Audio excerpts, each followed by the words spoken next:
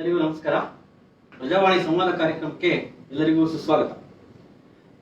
ಜಾತಿಗೊಂದು ನಿಗಮ ರಚನೆ ಬೇಕಾ ಅನ್ನುವಂಥ ವಿಷಯವನ್ನು ಇಟ್ಕೊಂಡು ನಾವು ಇವತ್ತು ಚರ್ಚೆ ಮಾಡೋಕ್ಕೆ ನಿಮ್ಮ ಮಧ್ಯೆ ಬಂದಿದ್ದೀವಿ.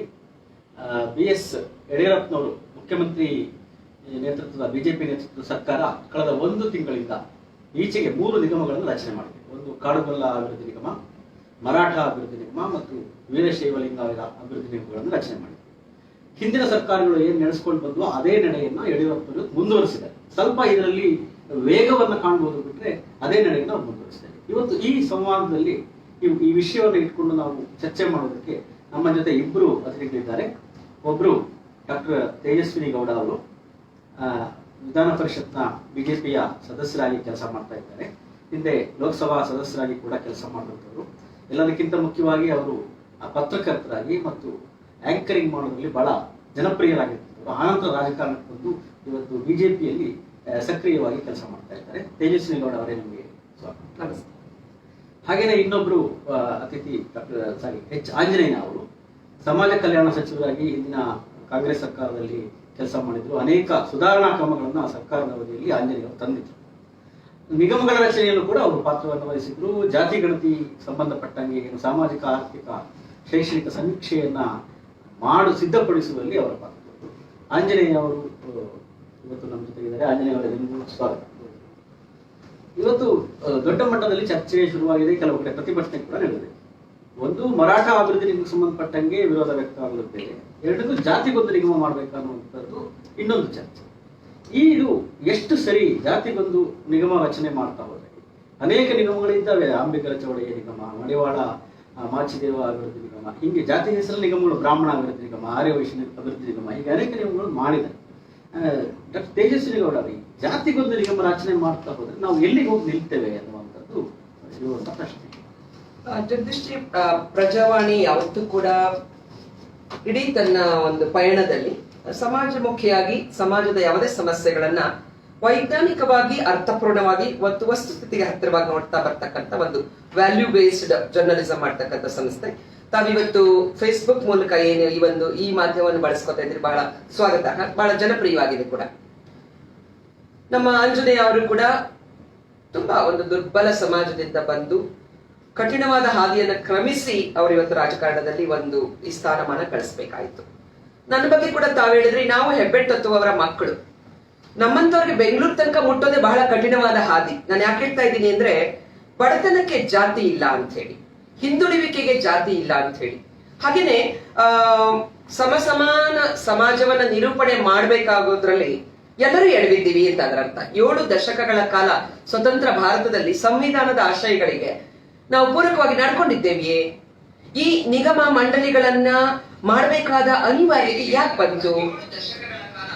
ಯಾಕಂದ್ರೆ ಅನೇಕ ಸಂದರ್ಭಗಳಲ್ಲಿ ಏನಾಗುತ್ತೆ, ನಾವಿದನ್ನ ಶಬ್ದಗಳಲ್ಲಿ ನೋಡ್ತಕ್ಕಂಥದ್ದಲ್ಲ, ಭಾಷೆಯಲ್ಲಿ ನೋಡ್ತಕ್ಕಂಥದ್ದಲ್ಲ, ಭಾವನೆಯನ್ನು ನೋಡ್ಬೇಕಾಗತ್ತೆ. ಅವಕಾಶ ಕೊಡ್ಬೇಕಲ್ಲ. ಯಾವುದೋ ಒಂದು ಕಾಡುಗೊಲ್ಲ, ಯಾಕೆ ಇವತ್ತು ಕಾಡುಗೊಲ್ಲ ಅಂತ ಕರೆಯುವಂತ ಸ್ಥಿತಿಗೆ ಹಾಕಿದ್ದಾರೆ? ಅವ್ರಿಗೆ ಇವತ್ತಿಗೂ ಕೂಡ ಒಂದು ಟಾಯ್ಲೆಟ್ ಕೊಡೋದಕ್ಕಾಗಲ್ಲ, ಒಂದು ಸ್ನಾನದ ಮನೆ ಕೊಡಕ್ಕಾಗಲ್ಲ. ಕಾಡುಗೊಲ್ಲರಲ್ಲಿ ಹೆಣ್ಣು ಮಗು ಋತುಮತಿ ಆದ್ರೆ, ಹೆಣ್ಣು ಮಗು ಹೆರಿಗೆ ಆದ್ರೆ ಅವಳು ಮನೆ ಒಳಗೆ ಬರುವ ಆಗಿಲ್ಲ. ಅವ್ರಿಗೆ ಹೊರಗಡೆ ಶುಚಿತ್ವದ ರೀತಿಯಲ್ಲಿ ಇರ್ತಕ್ಕಂಥ ಒಂದು ವ್ಯವಸ್ಥೆಗಳಿಲ್ಲ. ನಾನು ನೋಡಿದ್ದೀನಿ, MP ಆಗಿದ್ದಾಗ ಅನೇಕ ಭಾಗಗಳು ನನಗೆ ಬರ್ತಾ ಇತ್ತು. ಹಾಗಾಗಿ ಜಾತಿ ವ್ಯವಸ್ಥೆ ನಿರ್ಮೂಲನೆ ಆಗ್ಬೇಕು ಅನ್ನೋದು ನಮ್ಮೆಲ್ಲರ ಆಶಯ. ಆದ್ರೆ ಜಾತಿ ವ್ಯವಸ್ಥೆ, ಜಾತಿ ಒಂದು ಸಂಸ್ಕೃತಿ, ಆ ಒಂದೊಂದು ಸಮಾಜದ ಸಾಂಸ್ಕೃತಿಕ ವೈಶಿಷ್ಟ್ಯವನ್ನ ರೂಪಿಸುವಂತ ಸಂಕೇತವಾಗಿ ಉಳಿದ್ರೆ ನಮ್ದೇನು ಅಭ್ಯಂತರ ಇಲ್ಲ.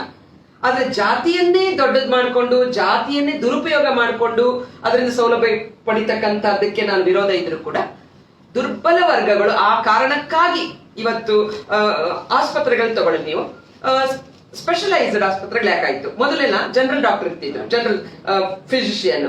ಇವತ್ತು ಮೂಗಿಗೊಬ್ಬ ಡಾಕ್ಟ್ರು, ಅಲ್ಲಿಗೊಬ್ಬ ಡಾಕ್ಟ್ರು, ಕಿವಿಗೊಬ್ಬ ಡಾಕ್ಟ್ರು, ಆರ್ತಲ್ಲಿ ಹೃದಯದಲ್ಲಿ ಬೇರೆ ಬೇರೆ, ಶ್ವಾಸಕೋಶಕ್ಕೆ. ನಾನು ಏನ್ ಹೇಳ್ತಿದ್ದೀನಿ ಅಂದ್ರೆ, ಫೋಕಸ್, ಅವರ ಆದ್ಯತೆ, ಗಮನ ಕೊಡ್ತಕ್ಕಂಥದ್ದು ಮತ್ತು ಹೆಚ್ಚಿನ ಮುತುವರ್ಜಿಯಿಂದ ಆ ಸಮಾಜಗಳ ಅಭಿವೃದ್ಧಿಗೆ ಪೂರಕವಾಗುವ ಗಮನ ಕೊಡ್ಲಿಕ್ಕಾಗಿ ಮತ್ತು ನಿಧಿಯನ್ನು ಬಾಯಿ ಮಾತಲ್ಲಿ ಏನಾಗೋದಿಲ್ಲ, ನಿಧಿಯನ್ನು ಕೊಡುವ ದೃಷ್ಟಿಯ ಸದುದ್ದೇಶದಿಂದ ಬಿಜೆಪಿ ಸರ್ಕಾರ ಇಂಥ ನಿಗಮಗಳನ್ನ ದುರ್ಬಲರಿಗೆ ಶಕ್ತಿ ತುಂಬುವ, ಹಿಂದುಳಿದವರಿಗೆ ಮುಖ್ಯವಾಹಿನಿಯಲ್ಲಿ ತರುವ ಸದುದ್ದೇಶದಿಂದ ಬಿಜೆಪಿ ನೇತೃತ್ವದ ಯಡಿಯೂರಪ್ಪನವರ ನೇತೃತ್ವದ ಸರ್ಕಾರ ಮಾಡಿದೆ ಅಂತಕ್ಕಂಥದ್ದು ನಾನು ತಮ್ಮ ಜೊತೆ ಹಂಚ್ಕೊಳ್ತೀನಿ. ಆದ್ರೆ ಆಂಜನೇಯ ಅವರು ಈ ಬಗ್ಗೆ ಏನ್ ಹೇಳ್ತಾರೆ ಕೇಳೋ ಮೊದಲು, ಅವರ ಸರ್ಕಾರ ಇದ್ದಾಗಲೂ ಕೂಡ ಆ ತರದ ಒಂದು ನಿಗಮಗಳನ್ನು ರಚನೆ ಮಾಡಿದ್ರು. ಅದರಲ್ಲಿ ಅವರ ಪಾತ್ರ ಸಚಿವ ಸಂಪುಟದ ಸದಸ್ಯರಾಗಿ ಸಮಾಜ ಕಲ್ಯಾಣ ಇಲಾಖೆ ಅವರ ವ್ಯಾಪ್ತಿಯಲ್ಲೇ ಇತ್ತು. ನೀವು ಕೂಡ ರಚನೆ ಮಾಡಿದ್ರು. ಈ ಜಾತಿಗೊಂದು ನಿಗಮ ಬೇಕಾ ಅನ್ನುವಂಥದ್ದು ನಿಮ್ಮ ಮುಂದೆ ನನ್ನ ಮೊದಲ ಪ್ರಶ್ನೆ.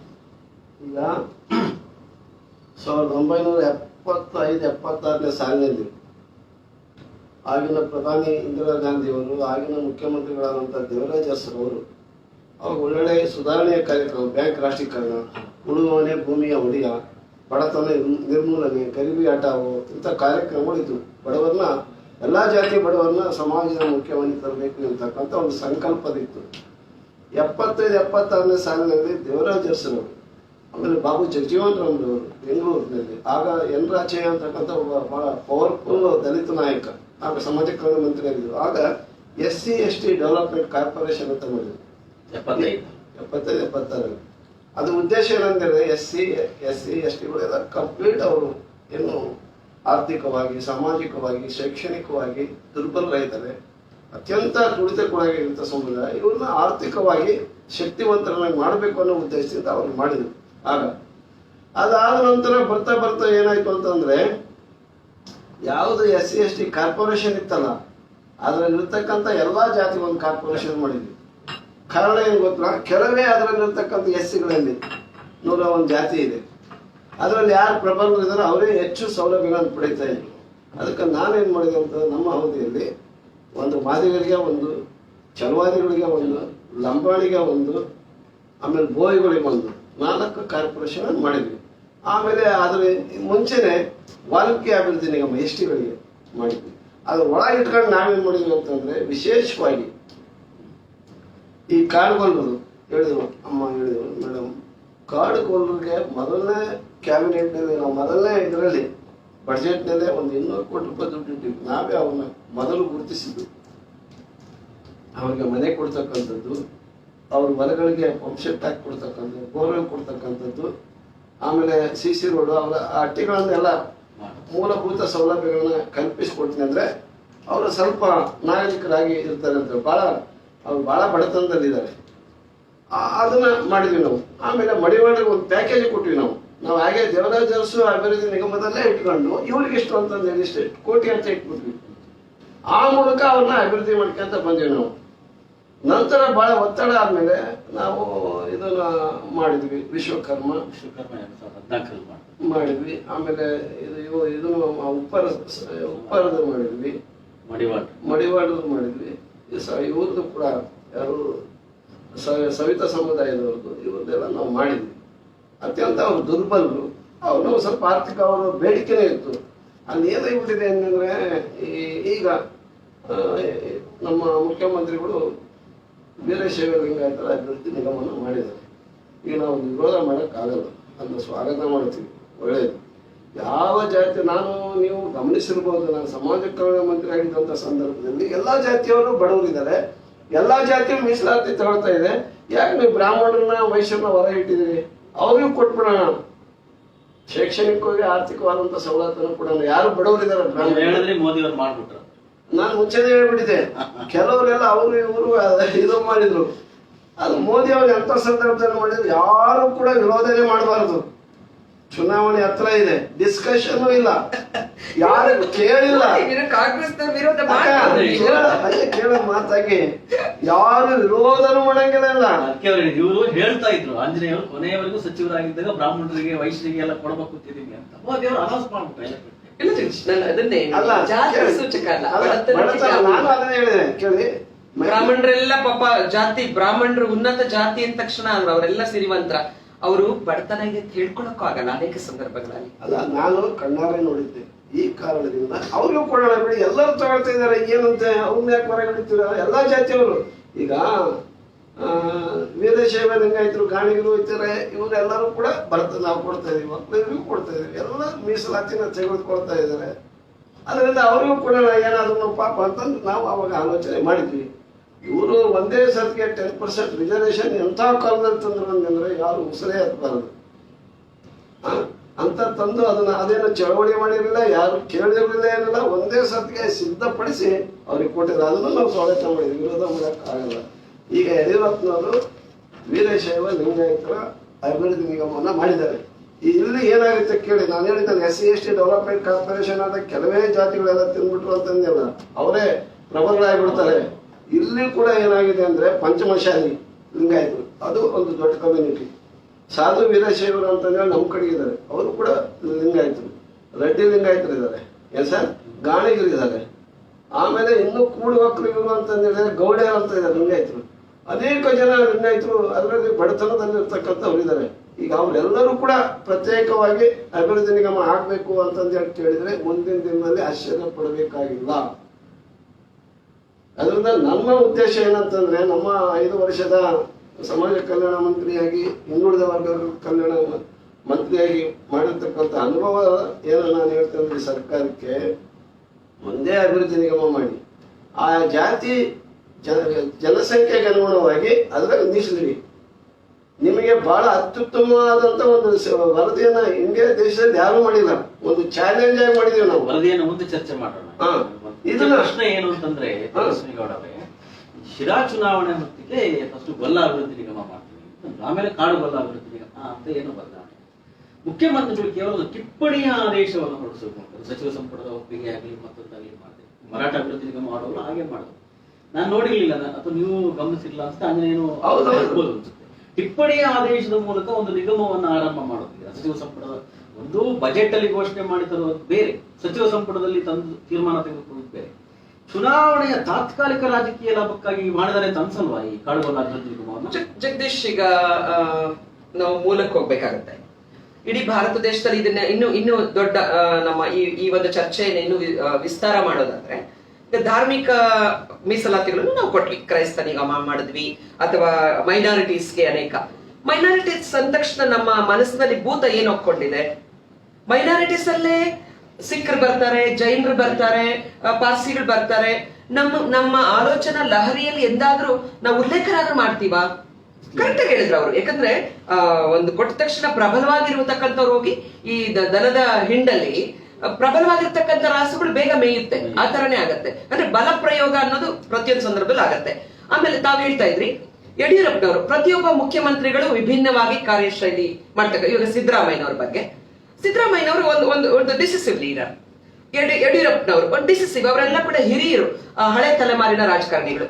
ಆಮೇಲೆ ಮಾಡ್ಬೇಕು ಅಂತ ಅನ್ಕೊಂಡ್ರೆ ಮಾಡ್ತೀವಿ ಅನ್ಕೊಂಡ್ರೆ ಮಾಡ್ತಾರೆ. ಕಾನೂನುಬದ್ಧವಾಗಿ ಮಾಡಿದ್ದಾರೆ, ಅದನ್ನ ಮಾಡುವವರಿದ್ದಾರೆ, ಅವ್ರು ನುಡಿದ್ರೆ ನಡ್ಕೊಳ್ತಾರೆ ಅಂತೇಳಿ. ಮತ್ತೆ ಮಾಡ್ಬೇಕಾದ ಅವಶ್ಯಕತೆ, ಶಿರಾ ಎಲೆಕ್ಷನ್ ಹೇಳಿದ್ರೆ ಅದೊಂದು ಕಾಕತಾಳಿ ಅಂತಾನೆ ಅನ್ಕೊಳ್ಳೋಣ. ಈಗ ಆ ಭಾಗದಲ್ಲಿ ಆ ಜನಾಂಗ ಜಾಸ್ತಿ ಇದ್ದಾರೆ. ಒಂದೊಂದು ಸಮಸ್ಯೆ, ಈಗ ನಾವು ಟ್ರೈಬಲ್ ನಾಗರಹೊಳೆ ಸೈಡ್ ಹೋದ್ರೆ ಅಥವಾ ಇನ್ನೊಂದ್ ಕಡೆ ಹೋದ್ರೆ ಆ ಸಮಸ್ಯೆಗಳು ನಮಗೆ ಹೆಚ್ಚು ಕೇಳಿ ಬರುತ್ತೆ. ಈಗ ನಮ್ಮ ಮಿನಿಸ್ಟರ್ ಆಗಿದ್ದು ಸಮಾಜ ಕಲ್ಯಾಣ, ಅವರು ಆ ಕ್ಷೇತ್ರದಲ್ಲಿ ಪರಿಣಿತಿಯನ್ನು ಹೊಂದಿರ್ತಾರೆ. ಹೀಗಾಗಿ ಆ ಭಾಗಗಳಿಗೆ ಹೋದಾಗ ಆ ಕೂಗು ಅಂದ್ರೆ ಆ ತೀವ್ರತೆ, ಆ ಸಮಸ್ಯೆಯ ತೀವ್ರತೆ, ಇಲ್ಲ ಇದಕ್ಕೊಂದು ಪರಿಹಾರ ಕಂಡುಹಿಡಿಬೇಕು ಅನ್ನುವಂತ ಒಂದು ಅಂಶ ಮುಖ್ಯಮಂತ್ರಿಗಳಿಗೆ ಗೊತ್ತಾದ ತಕ್ಷಣ ಮಾಡುವವನಿದ್ದೇನೆ, ಮಾಡಬೇಕಾದ ಅವಶ್ಯಕತೆ ಇದೆ, ಮಾಡೋಣ ಅಂತ ಮಾಡಿದ್ದಾರೆ. ಇನ್ನು ನಿಯಮಾವಳಿಗಳು ಆಗ್ಲಿ ಅಥವಾ ಒಂದು ಪ್ರಕ್ರಿಯೆ ಆಗ್ಲಿ, ಅದು ಮುಖ್ಯಮಂತ್ರಿಗಳು ಯಾವತ್ತೂ ಕೂಡ ಅದನ್ನ ಮೀರಿ ಏನು ಮಾಡೋದಿಲ್ಲ. ಬಟ್ ಮಾಡ್ಬೇಕು ಅನ್ನೋ ಇಚ್ಛಾಶಕ್ತಿ ಇತ್ತು, ನಾವು ಮಾಡಿದೀವಿ. ಅವ್ರು ಮಾಡಿದ್ರೆ ಸಂತೋಷ ಪಡ್ತಿದ್ವಿ, ನಾವು ಮಾಡಿದೀವಿ. ಯಾವುದೇ ಜನಸಮಾಜಗಳಿಗೆ ಒಳ್ಳೇದಾಗಂತ ಕೆಲಸ ಯಾರೇ ಮಾಡಿದ್ರು ನಾವು ಅದ್ರಲ್ಲಿ ರಾಜಕಾರಣ ಮಾಡೋದಿಲ್ಲ. ಒಂದು ಒಳ್ಳೇದು ಆದ್ರೆ ಮಾಡಿದ ತಕ್ಷಣ ಉದ್ಧಾರ ಆಗೋದಿಲ್ಲ. ಇಂಪ್ಲಿಮೆಂಟೇಷನ್ ಲೆವೆಲ್ ಒಳ್ಳೆ ಅಧಿಕಾರಿಗಳನ್ನ, ಆಡಳಿತವನ್ನ ಚುರುಕುಗೊಳಿಸಿ ಆ ಬಡವರಿಗೆ ರೀಚ್ ಆಗೋ ತರ ನೋಡ್ಕೋಬೇಕು. ಎಲ್ಲವೂ ಸರಿ ಇದ್ದಿದ್ರೆ ಈ ನಿಗಮ ಮಂಡಳಿಗಳು ಮಾಡ್ಬೇಕಾಗೇ ಇರಲಿಲ್ಲ. ಸಂವಿಧಾನ ರಾಜ್ಯ ಸರ್ಕಾರಗಳನ್ನ ರಚನೆ ಮಾಡಕ್ಕೆ ಅವಕಾಶ ಕೊಟ್ಟಿದೆ. ರಾಜ್ಯ ಸರ್ಕಾರಗಳು ಬಂದಾಗ ಮಾಡ್ತಕ್ಕಂಥ ಎಲ್ಲ ಒಂದು ಜನಕಲ್ಯಾಣ ಕಾರ್ಯಕ್ರಮಗಳು ರೀಚ್ ಆಗಿದ್ದಿದ್ರೆ, ಅಥವಾ ಇನ್ನೊಂದು ಒಳ್ಳೆ ಮಾತನ್ನ ಹೇಳಿದ್ರು ಆಂಜನೇಯ ಸರ್ ಅವರು, ಯಾರು ಮೀಸಲಾತಿಯನ್ನ ಪಡ್ಕೊಳ್ತೀವಿ, ಯಾರು ಲಾಭ ಪಡ್ಕೊಳ್ತೀವಿ, ನಾವು ಆರ್ಥಿಕ ಒಂದು ಸದೃಢತೆ ಸಾಧಿಸಿದ ಮೇಲೆ ಅದನ್ನ ದುರ್ಬಲರಿಗೆ ಬಿಟ್ಟು ಕೊಡುವ ದೊಡ್ಡತನವನ್ನು ತೋರ್ಬೇಕು ಸ್ವಯಂ ಪ್ರೇರಣೆಯಿಂದ. ಈಗ ದೇಶದ ಪ್ರಧಾನಿಗಳಾದ ಮೋದಿಯವರು ಗಿವ್ ಅಪ್ ಪಾಲಿಸಿ ಹೇಳಿದ್ರು, ಯಾರು ಅನುಕೂಲಸ್ಥರಿದ್ದೀರಿ ಸಬ್ಸಿಡಿಗಳನ್ನು ತಗೋಬೇಡಿ ಅಂತ. ಒಳ್ಳೆ ಪ್ರತಿಕ್ರಿಯೆ ಸಿಕ್ತು. ಅದೇ ತರ ತಾವು ಇನ್ನೊಂದು ಅಂಶವನ್ನು ಹೇಳಿದ್ರಿ, ಇಡೀ ಭಾರತದಲ್ಲಿ ಎಲ್ಲ ಜನ, ಒಂದು ಬ್ರಾಹ್ಮಣರು ಇಲ್ಲ, ಅಲ್ಪಸಂಖ್ಯಾತರು ಇರ್ಬೋದು, ಬೇರೆ ಕಡೆ ಹೆಚ್ಚಿನ ಪ್ರಮಾಣದಲ್ಲಿ, ಉತ್ತರ ಪ್ರದೇಶದಲ್ಲಿ ಹೆಚ್ಚಿನ ಪ್ರಮಾಣದಲ್ಲಿ ಇದ್ದಾರೆ ಈ ತರ. ಹಾಗಾಗಿ ಒಳ್ಳೆ ಕೆಲಸ ಯಾರೇ ಮಾಡಿದ್ರು ಅದು ಹೌದು, ನೀವ್ ಹೇಳಿದಾಗೆ ಪಾಲಿಟಿಷಿಯನ್ಸ್ ನಾವು ಯಾವ ಒಂದು ಸನ್ನಿವೇಶ ಕೂಡ ಇಂಪಾರ್ಟೆಂಟ್ ಆಗುತ್ತೆ. ಸ್ಟ್ರೈಕ್ ಮಾಡ್ತಕ್ಕಂಥದ್ದು ಇದು ಒಂದು ವಾರ್ ಇದ್ದಾಗೆ. ಯಾವ ಯುದ್ಧವನ್ನ ಯಾವ ಕಾಲದಲ್ಲಿ ಮಾಡ್ತೀವಿ, ಇಟ್ ಇಸ್ ಫೇರ್ ಎನಫ್. ಯುದ್ಧ ಮತ್ತು ಪ್ರೀತಿಯಲ್ಲಿ ಎಲ್ಲವೂ ಫೇರ್ ಅಂತ ನಾವು ಹೇಳ್ತೀವಿ. ಹಾಗಾಗಿ ಐ ಥಿಂಕ್ ಮೋದಿ ಅವರು ಸರಿಯಾದ ತೀರ್ಮಾನಗಳನ್ನ ಸರಿಯಾದ ಸನ್ನಿವೇಶ ತಗೊಂಡು, ಯಡಿಯೂರಪ್ಪನವರು ಹಾಗೇನೆ ಅನ್ಸಿದ್ದನ್ನ ಮಾಡೋ ವ್ಯಕ್ತಿ, ಕೃತಿ ಸಾಧಿಸೋ. ಯಾಕೆಂದ್ರೆ ಕಾಡುಗೊಲ್ಲರದ್ದು ಆಂಜನೇಯವರು ಹೇಳಿದಂಗೆ ಅನೇಕ ಬೇಡಿಕೆಗಳು ಇದ್ದು, ನನಗೆ ಗೊತ್ತಂಗೆ ಮರಾಠ ಅಭಿವೃದ್ಧಿ ನಿಗಮ ಮಾಡಬೇಕು ಅನ್ನುವಂಥ ಬೇಡಿಕೆ ಯಾರೂ ಕೂಡ ಕೇಳಿರ್ಲಿಲ್ಲ. ಅದು ಒಂದು ಭಾಷಿಕವಾಗಿ ಒಂದು ಸಮುದಾಯವಾಗಿ ಬೇರೆ, ನಾವು ಭಾಷಿಕವಾಗಿ ನಾವು ಮಾತಾಡಕ್ ಹೋಗೋದಿಲ್ಲ. ಕರ್ನಾಟಕದಲ್ಲಿ ಮರಾಠ ಸಮುದಾಯ ದೊಡ್ಡ ಮಟ್ಟದಲ್ಲಿ ಎಲ್ಲ ಜಿಲ್ಲೆಗಳಲ್ಲೂ ಕೂಡ ಇದೆ. ಅದು ಶಿವಮೊಗ್ಗ ಇರ್ಬೋದು, ಚಿಕ್ಕಮಗಳೂರು, ಎಲ್ಲ ಕಡೆಗೂ ಅವ್ರು ಇದ್ದಾರೆ. ಆದ್ರೆ ಇವತ್ತು ಆರ್ಥಿಕ ಪರಿಸ್ಥಿತಿ ದೊಡ್ಡ ಸಂಕಷ್ಟದಲ್ಲಿದೆ. 20,000 ಕೋಟಿ ನಾವು ಸಾಲ ಮಾಡ್ತಾ ಇದ್ದೇವೆ. ಮರಾಠ ಅಭಿವೃದ್ಧಿ ನಿಗಮದ ಅವ್ರು ಕೇಳದೇ ಇರುವಾಗ ಕೊಟ್ಟಿರುವಂತದ್ದು ವಿಜೇಂದ್ರ ಅವರು ಘೋಷಣೆ ಮಾಡ್ತಾರೆ. ಇಲ್ಲಿ ಮಸ್ಕಿನಲ್ಲಿ ಬಸವ ಕಲ್ಯಾಣದಲ್ಲಿ ನಾನು ಮರಾಠ ಅಭಿವೃದ್ಧಿ ನಿಗಮ ಮಾಡಿಸ್ತೇನೆ. ಅವ್ರು ಬೆಂಗಳೂರಿಗೆ ತಲುಪಿದ ತಕ್ಷಣ ಮೊದಲ ಮಾಡುವ ಕೆಲಸ ಮರಾಠ ಅಭಿವೃದ್ಧಿ ನಿಗಮ. ಯಾರು ಕೇಳದೇ ಇರುವಾಗ ಈಗ ಕೇಳ್ತಾ ಇದೆ. ಇವರು ಆಂಜನೇಯ ಅವರು ಹೇಳಿದ್ರು, ಪಂಚಮಸಾಲಿ ಸ್ವಾಮೀಜಿಗಳು 2A ನಮ್ಮನ್ನು ಸೇರಿಸಿ ಅಂತ ಹೇಳಿದ್ದಾರೆ. ಈಗ ನಮಗೂ ಒಂದು ನಿಗಮ ಮಾಡಿ ಅಂತ ಕೇಳಿದ್ದಾರೆ. ಎರಡು ಸ್ವಾಮೀಜಿಗಳು, ಪಂಚ ಸಮುದಾಯದ ಇಬ್ಬರು ಸ್ವಾಮೀಜಿಗಳು, ಬಸವ ಜಯಮುತ್ತಿದ್ದ ಸ್ವಾಮಿಗಳು ಕೇಳಿದ್ದಾರೆ. ಇಬ್ರು ಕೇಳ್ತಾ ಇದ್ದಾರೆ. ಇದು ಕೇಳದೆ ಇರುವಾಗಲೂ ಮಾಡೋ ರಾಜಕಾರಣ ಅಂತ ಅನ್ಸಲ್ವಾ? ನೀವೇನು ಹೇಳಿಲ್ಲ? ಖಂಡಿತ ಮಾತಾಡಿದ್ಮೇಲೆ ನಾನು ಏನ್ ರಾಜಕಾರಣ ಇದೆಯಾ? ಮೇಲ್ನೋಟಕ್ಕೆ ಸಂಪೂರ್ಣವಾಗಿ ಗೊತ್ತಾಗ್ತದೆ ರಾಜಕೀಯ ಗಿಮಿಕ್ಸ್. ಆಮೇಲೆ ಚುನಾವಣೆಯಲ್ಲಿ ಮತಗಳನ್ನ ಸೆಳಿತಕ್ಕಂಥದ್ದು, ಆಮಿಷಗಳನ್ನ ಒಡ್ತಕ್ಕಂಥದ್ದು. ನೀವು ಚುನಾವಣೆ ಇತ್ತು, ಅದು ಬೈ ಎಲೆಕ್ಷನ್ ಸಿರದ್ದು ಆಯ್ತು. ಕಾಡುಗೊಲ್ಲ ಅಭಿವೃದ್ಧಿ ನಿಗಮ ಮಾಡಿದ್ರಲ್ಲ, ಅದ್ರಲ್ಲಿ ಏನಾದ್ರು ಇಷ್ಟು ಕೋಟಿ ರೂಪಾಯಿ ನಾವು ಬಿಡುಗಡೆ ಮಾಡಿದ್ವಿ ಅಂತ ಹೇಳಿದ್ರ? ಅಲ್ಲದೆ ಒಂದು ಏನಾದ್ರೂ ಒಂದು ನಿಗಮ ಮಾಡ್ಬೇಕಾದ್ರೆ ಒಂದು ವರದಿರ್ಬೇಕು, ಆಧಾರ ಇರಬೇಕು, ಯಾವ್ದಾದ್ರು ಒಂದು ಅಧ್ಯಯನ ಇರಬೇಕು, ಏನಾದ್ರೂ ಒಂದು ಮಹತ್ವದಂತ ಒಂದು ನಿರ್ಣಯ ಕೈಗೊಳ್ತಕ್ಕಂಥ ಸಂದರ್ಭದಲ್ಲಿ ಅಧಿಕಾರಿಗಳು, ಹಿರಿಯರು, ತಜ್ಞರು ಇಂಥವರೆಲ್ಲ ಅಭಿಪ್ರಾಯವನ್ನು ಪಡೆದ್ಬಿಟ್ಟು ಇದು ಅವಶ್ಯಕತೆ ಇದೆ ಅನ್ನೋದನ್ನ ಯಾವ ರೀತಿ ಮಾಡ್ಬೇಕನ್ನೋದು ಒಂದು ಅಭಿಪ್ರಾಯ ಕೊಡ್ತಾರೆ. ಅಭಿಪ್ರಾಯಕ್ಕೆ ಅನುಗುಣವಾಗಿ ಕೊಡ್ಬೇಕು. ಇವ್ರು ಹಂಗಲ್ಲ ಏಕ್ದಮ್ ಒಂದೇ ಸರ್ತಿ ಚುನಾವಣೆ ಇದೆ, ಕಾಡುಗೊಲ್ಲ ಜಾಸ್ತಿ ಇದೆ, ಓಟ್ ತಗೋಬೇಕು ನಡೆಯುವಂತ ಮಾಡಿದ್ರು. ಅಲ್ಲಿ ಮರಾಠರು ಇದ್ದಾರೆ ಬಸವ ಕಲ್ಯಾಣದಲ್ಲಿ. ಮರಾಠರು ಓಡ್ಬೇಕು. ಬೆಳಗಾವಿ ಲೋಕಸಭೆ ಚುನಾವಣೆನ ಕಣ್ಣಲ್ಲಿ ಇಟ್ಕೊಂಡು ಬಸವ ಕಲ್ಯಾಣ ಚುನಾವಣೆಯ ದೃಷ್ಟಿ ಇಟ್ಕೊಂಡು ಅಲ್ಲಿ ಹೇಳ್ಬಿಟ್ರು. ಅದಕ್ಕೂ ಏನಾದ್ರು ದುಡ್ಡು ಕೊಟ್ಟಿಲ್ಲ, ಎಷ್ಟು ಏನು ಯಾರು ಹೇಳಿದ್ರ ಕೇಳಿದ್ರ, ಎಷ್ಟು ಜನಸಂಖ್ಯೆ ಇದೆ, ಅವ್ರಿಗೆ ಎಷ್ಟು ಕೊಡ್ಬೋದು, ಆಮೇಲೆ ಹೋಗ್ರಪ್ಪ ಈಗ ಬಡ್ಜೆಟ್ ಎಷ್ಟಿದೆ, ನಿಮ್ಮಲ್ಲಿ ಹಣ ಎಷ್ಟಿದೆ ಹೇಳಿ, ಇಂಥ ಈ ಖರ್ಚುಗಳೆಲ್ಲ ಮಾಡ್ಲಿಕ್ಕೆ ಆರ್ಥಿಕ ಇಲಾಖೆ ಇದು ಬೇಕಾ? ಅನುಮತಿ ಇಲ್ಲದೆ ಮಾಡಕ್ಕಾಗುತ್ತ? ಆರ್ಥಿಕ ಇಲಾಖೆ ಏನೋ ಒಂದು ನೋಟ್ ಕಳಿಸೋದು, ಅಲ್ಲಿ ಯಾವನ ಸಂಬಂಧಪಟ್ಟ ಇಲಾಖೆ ಅಧಿಕಾರಿ ಒಂದು ಮಾಡಿಸ್ಬಿಡೋದು ಅಂಡರ್ ಸೆಕ್ರೆಟರಿ ನೋಡಿ, ಅದು ಆರ್ಥಿಕ ಇಲಾಖೆಗೆ ಹೋಗಿಲ್ಲ, ಆ ಪ್ರಿನ್ಸಿಪಲ್ ಸೆಕ್ರೆಟರಿಗೆ ಹೋಗಿರೋಣ ಏನಿಲ್ಲ, ಇಮಿಡಿಯೇಟ್ ಮಾಡ್ರಿ ಅಂತಂದೇಳಿ. ಇದೇನಾಯ್ತ ಉತ್ಸಾಹದಲ್ಲಿ ಮಾಡಬೇಕು. ಯಾವಾಗ ಮಾಡಬೇಕು? ಬಜೆಟ್ನಲ್ಲಿ ಎಲ್ಲಾ ಚರ್ಚೆ ಆಗಬೇಕು, ಅಧ್ಯಯನ ಮಾಡಬೇಕು, ಆ ರೀತಿ ಮಾಡಬೇಕು. ಇದು ಮೇಲ್ನೋಟಕ್ಕೆ ಗೊತ್ತಾಗ್ತಾ ಇದೆ ಏನಂತಂದೇಳಿ ಇದು ಒಂದು ಚುನಾವಣೆಯ ಗಿಮಿಕ್ಸ್. ಆ ಜನರನ್ನ ಮತ ಸೆಳೆಯಲಿಕ್ಕೋಸ್ಕರ ಮಾಡಿರ್ತಕ್ಕಂಥದ್ದು ಅಂತ. ಸಾಮಾಜಿಕ ನ್ಯಾಯ ಅಂತ ಇಲ್ಲೇ ಇಲ್ಲ ಅಲ್ವಾ? ನಾವು ಸಾಮಾಜಿಕ ನ್ಯಾಯನ 5 ವರ್ಷಗಳ ಕಾಲ ನಮ್ಮ ಮುಖ್ಯಮಂತ್ರಿ ಸಿದ್ದರಾಮಯ್ಯನವರು ಸೋಷಿಯಲ್ ಜಸ್ಟಿಸ್ ಕೊಡುವುದರಲ್ಲಿ ಅತ್ಯಂತ ಪ್ರಾಮಾಣಿಕವಾಗಿ ಎಲ್ಲ ವರ್ಗದವರಿಗೆ ಈ ಸಾಲ ಮನ್ನಾ ಆದ ತಕ್ಷಣ ಬೇರೆ ಅವ್ರು ಹೇಳ್ತಾರೆ ಐಂದ ಅಂತಾರೆ. ಸಾಲ ಮನ್ನಾ ಮಾಡಿದಂತ ಸಂದರ್ಭದಲ್ಲಿ ಯಾರಪ್ಪ ತಗೊಂಡರು? ಭೂಮಿ ಯಾರು ಜಾಸ್ತಿ ಇರೋದು? ಒಕ್ಕಲಿಗರದಿದೆ, ಲಿಂಗಾಯತರದಿದೆ, ಅದನ್ನ ಬಿಟ್ಟರೆ ಕುರುಬರು, ಈ ತರ ಜನಾಂಗದವರು. ನಾವೆಲ್ಲ ಕೊನೆಯಾಗಿದ್ದೀವಿ ಶೆಡ್ಯೂಲ್ ಕ್ಯಾಸ್ಟ್. ಬ್ರಾಹ್ಮಣರದ್ದು ಇಲ್ಲ, ಪಾಪ ಅವ್ರು ಪೂಜೆ ಮಾಡಿಕೊಂಡು ದೇವರ ಯಾರ ಕಾಣಿಕೆ ಹಾಕಿದ್ರೆ ಸರಿ ಜೀವನ ಇರ್ತಿರಲಿಲ್ಲ. ಎಂತ ಸ್ಥಿತಿ ಇದೆ. ಸಿದ್ದರಾಮಯ್ಯ ಸರ್ಕಾರದ ಚರ್ಚೆ ಮಾಡಕ್ ಹೋದ್ರೆ ಬೇರೆ ಕಡೆ ಹೋಗ್ತದೆ. ನಮ್ಮ ನಿಗಮ ಮಂಡಳಿಗೆ ಸಂಬಂಧಪಟ್ಟಂಗೆ ತೇಜಸ್ವಿ ಗೌಡರೇನು ಹೇಳಕ್ಕೆ ಹೊರಟು ಮರಾಠ ಅಭಿವೃದ್ಧಿ. ನನ್ನ ಪ್ರಶ್ನೆ ಏನಂದ್ರೆ, ಕಾಡುಗೊಲ್ಲರದ್ದು ಚುನಾವಣಾ ಹೊತ್ತಿಗೆ ಮಾಡಿದ್ರು, ಗಲಾಟೆ ಕೇಳದೆ 50 ಕೋಟಿ ಕೊಟ್ಟು ನಿಗಮ ಮಾಡುವಂತ ಅವಶ್ಯಕತೆ ಒಂದು ದುಡ್ಡಿನ ಬಗ್ಗೆ ಚಿಂತೆ ಮಾಡೋದು ಬೇಡ. ಯಾಕಂದ್ರೆ ಯಡಿಯೂರಪ್ಪನವ್ರಿಗೊಂದು ಘೋಷವಾಕ್ಯ ಇದೆ, ಯಡಿಯೂರಪ್ಪ ಗುಡುಗಿದರೆ ವಿಧಾನಸೌಧ ನಡುಗುವುದು. ಜೀವನದಲ್ಲಿ ಸಿಂಹಪಾಲನ್ನ, ಅವರ ಜೀವನದ ಸಿಂಹಪಾಲನ್ನ ವಿರೋಧ ಪಕ್ಷದಲ್ಲೇ ಕಳೆದು ಬಂದಂತವ್ರು. ಅವರ ಜೀವನದ ಸಂಧ್ಯಾಕಾಲದಲ್ಲಿ ಅಗಾಧವಾದ ಕನಸುಗಾರ. ಅವ್ರಿಗೆ ಏನ್ ಮಾಡ್ಬೇಕು ಅಂತ ಅನ್ಸುತ್ತೆ, ನೀವು ಕನ್ವಿನ್ಸ್ ಮಾಡ್ಬೇಕಷ್ಟೇ. ಯಡಿಯೂರಪ್ಪನವರ ಸ್ಟ್ರೆಂತ್ ಏನ್ ಗೊತ್ತಾಗ್ತದೆ, ಈ ಸಮಾಜಗಳೋಗಿ ಕನ್ವಿನ್ಸ್ ಅಷ್ಟು ಸುಲಭವಾಗಲ್ಲ. You should able to convince him. So ಈ ಸಮಾಜಗಳ ಬಗ್ಗೆ ಅಧ್ಯಯನ ಎಷ್ಟೇ ಹಂಗೆ ಏಕಾಏಕಿ ಮಾಡೋದಿಲ್ಲ. ಒಂದು ಸಲ ಅವ್ರಿಗೆ ಅವರು ಹೃದಯ ಒಕ್ಕಬೇಕಷ್ಟೇ. ತಲೆಗೊಕ್ಕಿದ್ರೆ ಲಾಜಿಕ್ಗೆಲ್ಲ ಬಗ್ಗದಿಲ್ಲ. ಅದು ಹೌದು ಅನ್ಯಾಯ ಆಗಿದೆ ಅಂತ ಅನ್ಸಿದ್ರೆ ದುಡ್ಡು ಎಲ್ಲಿಂದ ತರಬೇಕು, ಹೇಗ್ ಮಾಡ್ಬೇಕು, ಅವ್ರು ಮುಖ್ಯಮಂತ್ರಿಗಳಿದ್ದಾರೆ. ಅವರು ಬಹುಮತ ಇರ್ತಕ್ಕಂತ ಸರ್ಕಾರದ ಮುಖ್ಯಮಂತ್ರಿ ಇದ್ದಾರೆ. ಅವರ ಜೀವನ ಚರಿತ್ರೆ ನೋಡ್ಕೊಂಡ್ ಬಂದ್ರೆ ಅವ್ರು ಅದೇ ತರ ನಡ್ಕೊಳ್ತಾರೆ. ಇನ್ನೊಂದು ಹೇಳಿದ್ರಿ ತಾವು, ಏನು ಎಂತದು ಬಸವ ಕಲ್ಯಾಣ ಚುನಾವಣೆ ಹಿನ್ನೆಲೆಯಲ್ಲಿ ವಿಜಯೇಂದ್ರ ಅವರು ಹೇಳಿದ್ರು ಅಂತ. ಇರ್ಲಿ, ನಿಮ್ಗೆ ಆ ಸ್ವಾತಂತ್ರ್ಯವನ್ನ ನಾನು ಕೊಡ್ತೀನಿ. ಪತ್ರಕರ್ತರಾಗಿ ಒಂದು ಸರ್ಕಾರ ಅಥವಾ ಸರ್ಕಾರದ ಮುಖ್ಯಮಂತ್ರಿಗಳು ಅವರ ಮಕ್ಕಳಾಗ್ಲಿ ಯಾರ ಬಗ್ಗೆನೂ ಮಾತಾಡುವ ಪೂರ್ಣ ಸ್ವಾತಂತ್ರ್ಯ ತಮಗಿದೆ. ಅಟ್ ದ ಸೇಮ್ ಟೈಮ್ ಸಿದ್ದರಾಮಯ್ಯನವರು ಅವ್ರದೇ ಆದ, ನಾನು ಮೊದಲೇ ಹೇಳಿದೆ, ಒಂದು ಡಿಸಿಸಿವ್ ಲೀಡರ್ ಆಗಿದ್ರು. ಅವ್ರಿಗೂ ಆರೋಪದಿಂದ ಏನು ಮುಕ್ತರಾಗ್ಲಿಲ್ಲ. ಅವ್ರಿಗೂ ಮಗ ಇನ್ಫ್ಲೂಯೆನ್ಸ್ ಮಾಡ್ತಾರೆ, ಇಂಟರ್ಫಿಯರ್ ಆಗ್ತಾರೆ ಎನ್ನುವ ಆರೋಪ ಅತೀವ ಕೇಳಿ ಬಂತು. ಎಸ್ ಎಂ ಕೃಷ್ಣಾಜಿ ಅವರು ಅಲ್ಲ, ಒಂದ್ ನಿಮಿಷ ನಾನ್ ಮಾತಾಡ್ಲಿಲ್ಲ, ನಾನ್ ತಾವು ಮಾತಾಡೋರು ನಾ ಮಾತಾಡ್ಲಿಲ್ಲ. ಒಂದ್ ನಿಮಿಷ, ಸಿದ್ದರಾಮಯ್ಯನವ್ರ ಬಗ್ಗೆ ವೈಯಕ್ತಿಕ ನನ್ಗೆ ತುಂಬಾ ಗೌರವ ಇದೆ, ಮೆಚ್ಚುಗೆ ಇದೆ. ಅಲ್ಲ, ಅವ್ರ ದಕ್ಷತೆ ಬಗ್ಗೆ, ಅವರ ಹಿರಿತನದ ಬಗ್ಗೆ ಮೆಚ್ಚುಗೆ ಇದೆ, ಗೌರವ ಇದೆ. ಆದ್ರೆ ಪುತ್ರ ವ್ಯಾಮೋಹದಿಂದ ಅವರು ಹೊರತಾಗಿದ್ರ ಅಂತ ಬಂದ್ರೆ ನಾನು ಡಿಬೇಟ್ ಮಾಡಕ್ ಇಷ್ಟಪಡ್ತೀನಿ. ಪ್ರಜಾವಾಣಿಯ ಒಂದು ನಮ್ಮ ಫೇಸ್ಬುಕ್ ವ್ಯೂವರ್ಸ್ ಬಿಟ್ಬಿಡ್ತೀನಿ ಅದನ್ನ. ನಾನು ವಿತಂಡವಾದ ಮಾಡೋದಿಲ್ಲ. ಆರೋಪದಿಂದ ಮುಕ್ತರಾಗ್ಲಿಲ್ಲ ಎಸ್ ಎಂ ಕೃಷ್ಣಾಜಿ, ಮಕ್ಕಳಿರ್ಲಿಲ್ಲ. ಸಿದ್ಧಾರ್ಥರವರು ಅಳಿಯ, ಅವರು ಆರೋಪದಿಂದ ಮುಕ್ತರಾದರೆ, ಅಥವಾ ಇವತ್ತಿರ್ತಕ್ಕಂಥ ನೇಮ್ ಏನೇ ಲೀಡರ್, ಓಕೆ, ನಾನು ಅದ್ರ ಬಗ್ಗಲ್ಲ. ವಿಜಯೇಂದ್ರ ಅವರು ಭಾರತೀಯ ಜನತಾ ಪಾರ್ಟಿಯ ಕರ್ನಾಟಕ ರಾಜ್ಯದ ಉಪಾಧ್ಯಕ್ಷರಿದ್ದಾರೆ. ಹೌದು, ಅವರ ತಂದೆಯವರು ಇವತ್ತು ಒಂದು ಒಂದು ಒಂದು ಹಿರಿತನದ, ವಯಸ್ಸಿನ ಹಿರಿತನ ಇರ್ಬೋದು. ಒಳ್ಳೆಯ ಕೆಲಸಗಳನ್ನ ಹೇಳಬಾರದು ಅಂತಿಲ್ಲ. ತಂದೆ ಅಂತಲ್ಲ, ಮುಖ್ಯಮಂತ್ರಿ ಕೂಡ. ವಿಜಯೇಂದ್ರ ಅವರಿಗೂ ಯಡಿಯೂರಪ್ಪನವರು ಮುಖ್ಯಮಂತ್ರಿ ಇದ್ದಾರೆ ಮತ್ತು ಲೀಡರ್ ಇದ್ದಾರೆ. ಅವರ ಕರ್ತವ್ಯ ಇದೆ, ನಮ್ಮ ಪಕ್ಷಕ್ಕೆ ಕರ್ತವ್ಯ ಇದೆ, ಒಳ್ಳೆ ಕೆಲಸಗಳನ್ನ ಹೇಳ್ಬಾರ್ದು ಅಂತಿಲ್ಲ. ಬಸವ ಕಲ್ಯಾಣ ಅಂತ ಈಗ ಮರಾಠ ವಿಚಾರವನ್ನು ತಾವು ಬರೋದಾದ್ರೆ ಕರೆಕ್ಟ್ ಆಗಿ ಹೇಳಿದ್ರಿ ತಾವು. ಇದು ಬೇಕಂತ ಅದಕ್ಕೆ ಒಂದು ಬೇರೆ ಭಾವನಾತ್ಮಕ ಇದು ಕೂಡ ಹೊರಟಿದ್ದಾರೆ. ನಾನು ಯಾಕೆ ಹೇಳ್ತಾ ಇದ್ದೀನಿ ಅಂದ್ರೆ, ಇದನ್ನ ಇವತ್ತು ಗೆಸ್ಟ್ ಬೇರೆಯವ್ರು ಬರ್ಬೇಕಾಗಿತ್ತು, ನಮ್ಮ ಅಂಜನಿ ಅವ್ರು ಬರಬಾರ್ದಾಗಿತ್ತು ಆಕ್ಚುಲಿ ಕಾಂಗ್ರೆಸ್ ನಿಂದ. ಲಿಂಗಾಯತ ವೀರಶೈವ ವಿಚಾರದಲ್ಲಿ ಅದನ್ನು ಯಾವ ರೀತಿ ಡಿರೇಲ್ ಮಾಡಿ, ಇರುವ ಸಮಾಜಗಳನ್ನೇ ಒಡೆದು ಮಾಡಿ ಎಷ್ಟು ಭಾವೋದ್ವೇಗಗೊಳಿಸಿದ್ರು ಆ ತಪ್ಪನ್ನು, ಅದಕ್ಕೆ ಅವ್ರು ದೊಡ್ಡ ಬೆಲೆಯನ್ನು ತೆತ್ತಿದ್ದಾರೆ. ಅದರಿಂದ ಅವರು ಪ್ರಾಮಾಣಿಕವಾಗಿ ಒಪ್ಕೋತಾರೆ ಅಂತ ನಾನು ಭಾವಿಸ್ತೀನಿ. ಸಿದ್ದರಾಮಯ್ಯನವ್ರನ್ನು ಮಿಸ್ಲೀಡ್ ಮಾಡಿ ಎಲ್ಲ ಏನೇನ್ ಬೇಕೋ ಎಲ್ಲ ಮಾಡಾಕ್ಬಿಟ್ರು. ಕುಂಬಾರನಿಗೆ ವರ್ಷ, ದೊಣ್ಣೆಗೆ ನಿಮಿಷ ಅನ್ನೋ ತರ ಒಂದು ಮಾಡಿದ್ರು.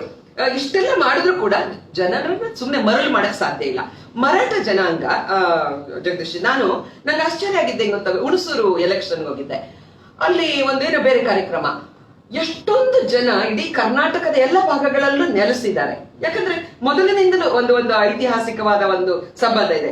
ಮರಾಠಿ ಭಾಷೆಯ ಅಭಿವೃದ್ಧಿಗೆ ಅನ್ನೋ ತರ, ಅಥವಾ ಅದನ್ನೇನೋ ಪೂರಕ ಅನ್ನೋ ತರ ನಮ್ಮನ್ನ ತಪ್ಪು ಭಾವನೆ ಬರುವ ತರ ಅಪಪ್ರಚಾರ ಮಾಡ್ತಾ ಇದ್ದಾರೆ. ಆದ್ರೆ ಬಿಜೆಪಿಯಲ್ಲಿ ಲಕ್ಷಾಂತರ ಕೋಟ್ಯಾಂತರ ಕಾರ್ಯಕರ್ತರು ನಾವಿದೀವಿ. ನಾವೇನು ಅಗೇನ್ ಪಾಲಿಟಿಕ್ಸ್ ಮಾತಾಡಲೇಬೇಕಾಗುತ್ತೆ. ಕಾಂಗ್ರೆಸ್ ತರ ಜನರ ನಾಡಿ ಮಿಡಿತದಿಂದ ದೂರ ಆಗಿರೋ ಪಾರ್ಟಿ ಅಲ್ಲ.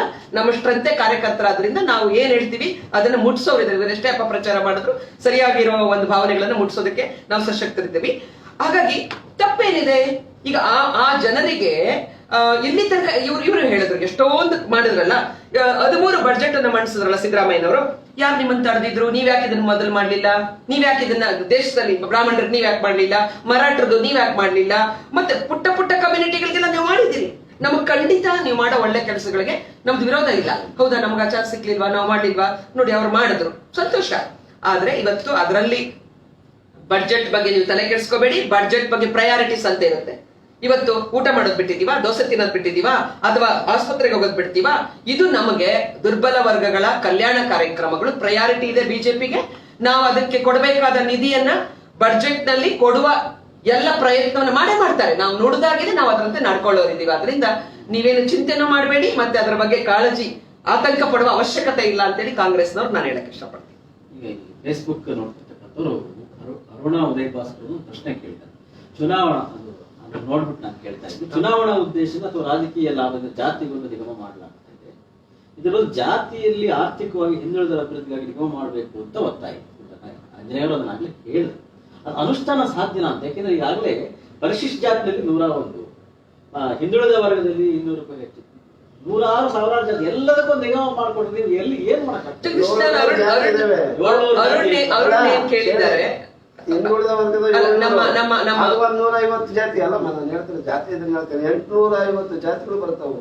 ಇನ್ನೂ ಬೇರೆ ಜಾತಿಗಳೆಲ್ಲ ಸೇರಿ 1000 ಜಾತಿ. ನಾವೇನೇ ನೋಡಿ, ಪ್ರಾಮಾಣಿಕವಾಗಿ ಮಾತನಾಡ್ಬೇಕು ಅಂದ್ರೆ ಎಲ್ಲಿಯ ತನಕ ಸಂವಿಧಾನದ ಆಶಯಗಳಿಗೆ ತಕ್ಕ ಹಾಗೆ ಶ್ರೇಷ್ಠ ಭಾರತ ನಿರ್ಮಾಣ, ಸಮಾನತೆ ಇರುವಂತ ಭಾರತ ನಿರ್ಮಾಣ, ಹಸಿವು ಮುಕ್ತ, ಬಡತನ ಮುಕ್ತ ಎಲ್ಲವೂ ಸಿಗಬೇಕು. 70 ವರ್ಷ ಕಳೆದಿದ್ದೀವಿ, ಇನ್ನು ಪ್ರತಿ ಟೀಕೆ ಮಾಡೋದ್ರಲ್ಲಿ ಪ್ರಯೋಜನ ಇಲ್ಲ.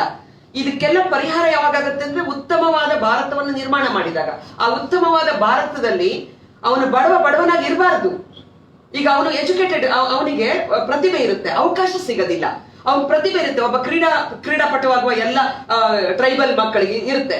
ಅವನಿಗೆ ಬೆಂಗಳೂರು ತನಕ ಬರೋದಕ್ಕೆ ಆಗೋದಿಲ್ಲ, ಬಸ್ ಚಾರ್ಜ್ ಇರೋದಿಲ್ಲ, ಅವನಿಗೆ ಪೌಷ್ಟಿಕ ಆಹಾರ ತಗೊಳಕ್ ಸಾಧ್ಯ ಇಲ್ಲ.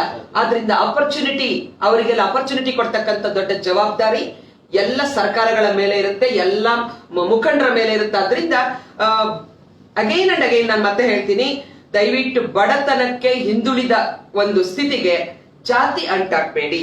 ಎಲ್ಲಾ ಜಾತಿಯಲ್ಲಿರ್ತಕ್ಕ ಉದ್ದೇಶ, ಯಾವುದೇ ನಿಗಮ ಮಂಡಳಿ, ಯಾವುದೇ ಸರ್ಕಾರ ಮಾಡಲಿ, ಎಲ್ಲಿಯ ತನಕ ಉದ್ದೇಶ ಅವರನ್ನ ಮುಖ್ಯವಾಹಿನಿಗೆ ತರೋದಾಗಿರುತ್ತೆ. ಆ ಸದುದ್ದೇಶ ಇದ್ರೆ ಅದಕ್ಕೆ ಜಾತಿಯ ಕಾರಣ ಹೇಳಿ ಅದನ್ನ ಟೀಕೆ ಮಾಡಿ ಆ ಒಂದು ಪ್ರಯತ್ನಗಳಿಗೆ ಹಿನ್ನಡೆ ಉಂಟು ಮಾಡೋದು ಬೇಡ ಅಂತೇಳಿ ನಾನು ವಿನಂತಿಯನ್ನ ಮಾಡ್ತೀನಿ.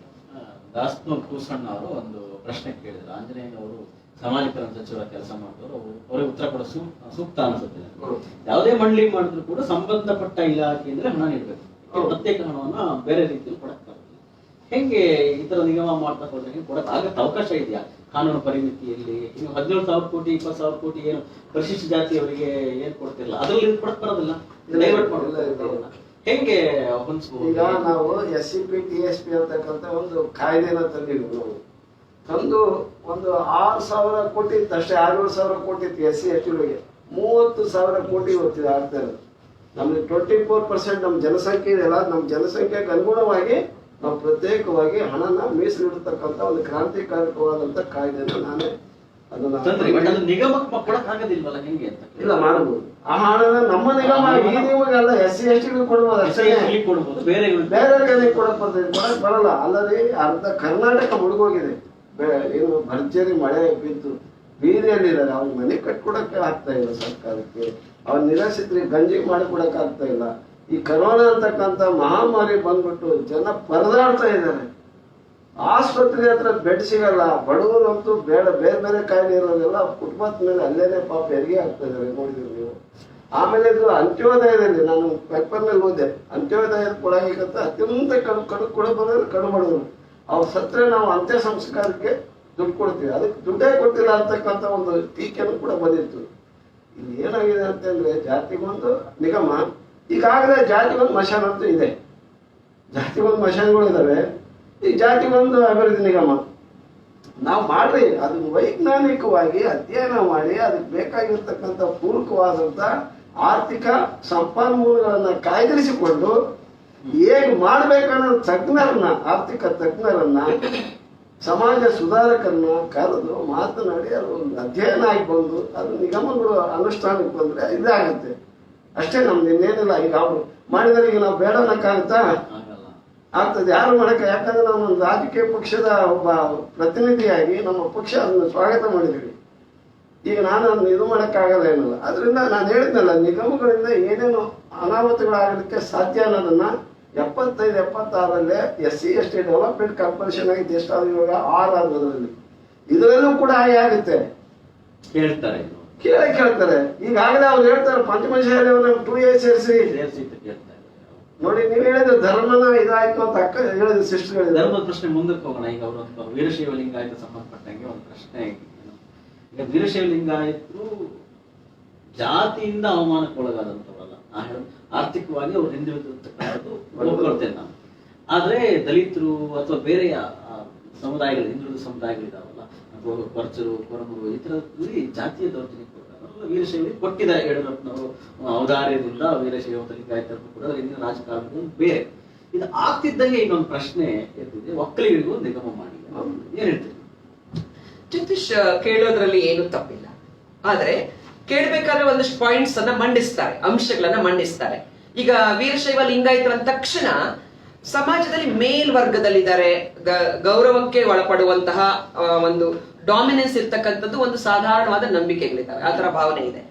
ಹಾಗೆ ನೋಡ್ತಾ ಹೋದ್ರೆ ಅವರ ಇತಿಹಾಸವನ್ನ ನಾವು ನೋಡ್ತಾ ಹೋದ್ರೆ ವೀರಶೈವರು ಅಂತಕ್ಕಂಥವ್ರು ಏನು ಶೈವಿಸಂ ನ ನಂಬಿಕೊಂಡು ಅನೇಕ ಸಾರಿ ಅವರಿಗೆ ಏನು ಸ್ಥಾವರ ಕಳಿ ಉಂಟು ಜಂಗಮ ಕಳಿವಿಲ್ಲ ಅನ್ನುವಂತಹ ಒಂದು ಸ್ಪಿರಿಚುವಲ್ ಇದನ್ನೇ ಇಟ್ಕೊಂಡು ಹೋದಂತವ್ರು, ಸಾಧು ಸಂತರು ಸನ್ಯಾಸಿಗಳು ಸಮಾಜಮುಖಿಗಳಾಗಿ ಬದುಕಿದವರು ಅಂತ ನಾನು ಹೇಳಕ್ ಇಷ್ಟಪಡ್ತಾ ಇದ್ದೀನಿ. ಅದೇ ತರ ಕಲ್ಯಾಣ ಕ್ರಾಂತಿಯ ಸಂದರ್ಭದಲ್ಲಿ ಇಡೀ ಸಮಾನತೆಯನ್ನ ತರೋದಕ್ಕೆ ಏನು ಒಂದು ಜಗಜ್ಯೋತಿ ಬಸವಣ್ಣನವರು ಮಾಡಿದಂತ ಒಂದು ಪ್ರಯೋಗ ಮತ್ತು ಪ್ರಯತ್ನ ಮತ್ತು ಕ್ರಾಂತಿಯಲ್ಲಿ ಅತ್ಯಂತ ತುಳಿತಕ್ಕೊಳಗಾದಂತ ನಿರ್ಲಕ್ಷ್ಯತೆಗೊಳಗಾದಂತ ಈ ಸಮಾಜಗಳನ್ನ ತಗೊಂಡ್ ಬಂದು ಇವತ್ತು ಲಿಂಗಾಯತ ಸಮಾಜದಲ್ಲಿ ಸೇರಿಸ್ಕೊಂಡಿದ್ದಾರೆ. ನಾವು ಇದನ್ನು ಬಹಳ ಸೂಕ್ಷ್ಮವಾಗಿ ಪ್ರಾಮಾಣಿಕವಾಗಿ ನೋಡ್ಬೇಕಾಗತ್ತೆ.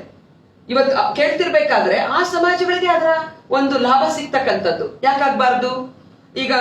ಈಗ ನಾವು ಶರೀರದಲ್ಲಿ ಆಹಾರ ತಗೊಂಡ್ರೆ ಸಾಧಾರಣವಾಗಿ ಏನ್ ಹೇಳ್ತೀವಿ, ಎಲ್ಲ ಅಂಗಗಳು ಸರಿಯಾದ ರೀತಿಯಲ್ಲಿ ಪೌಷ್ಟಿಕಾಂಶ ಸಿಗ್ಬೇಕಾಗತ್ತೆ.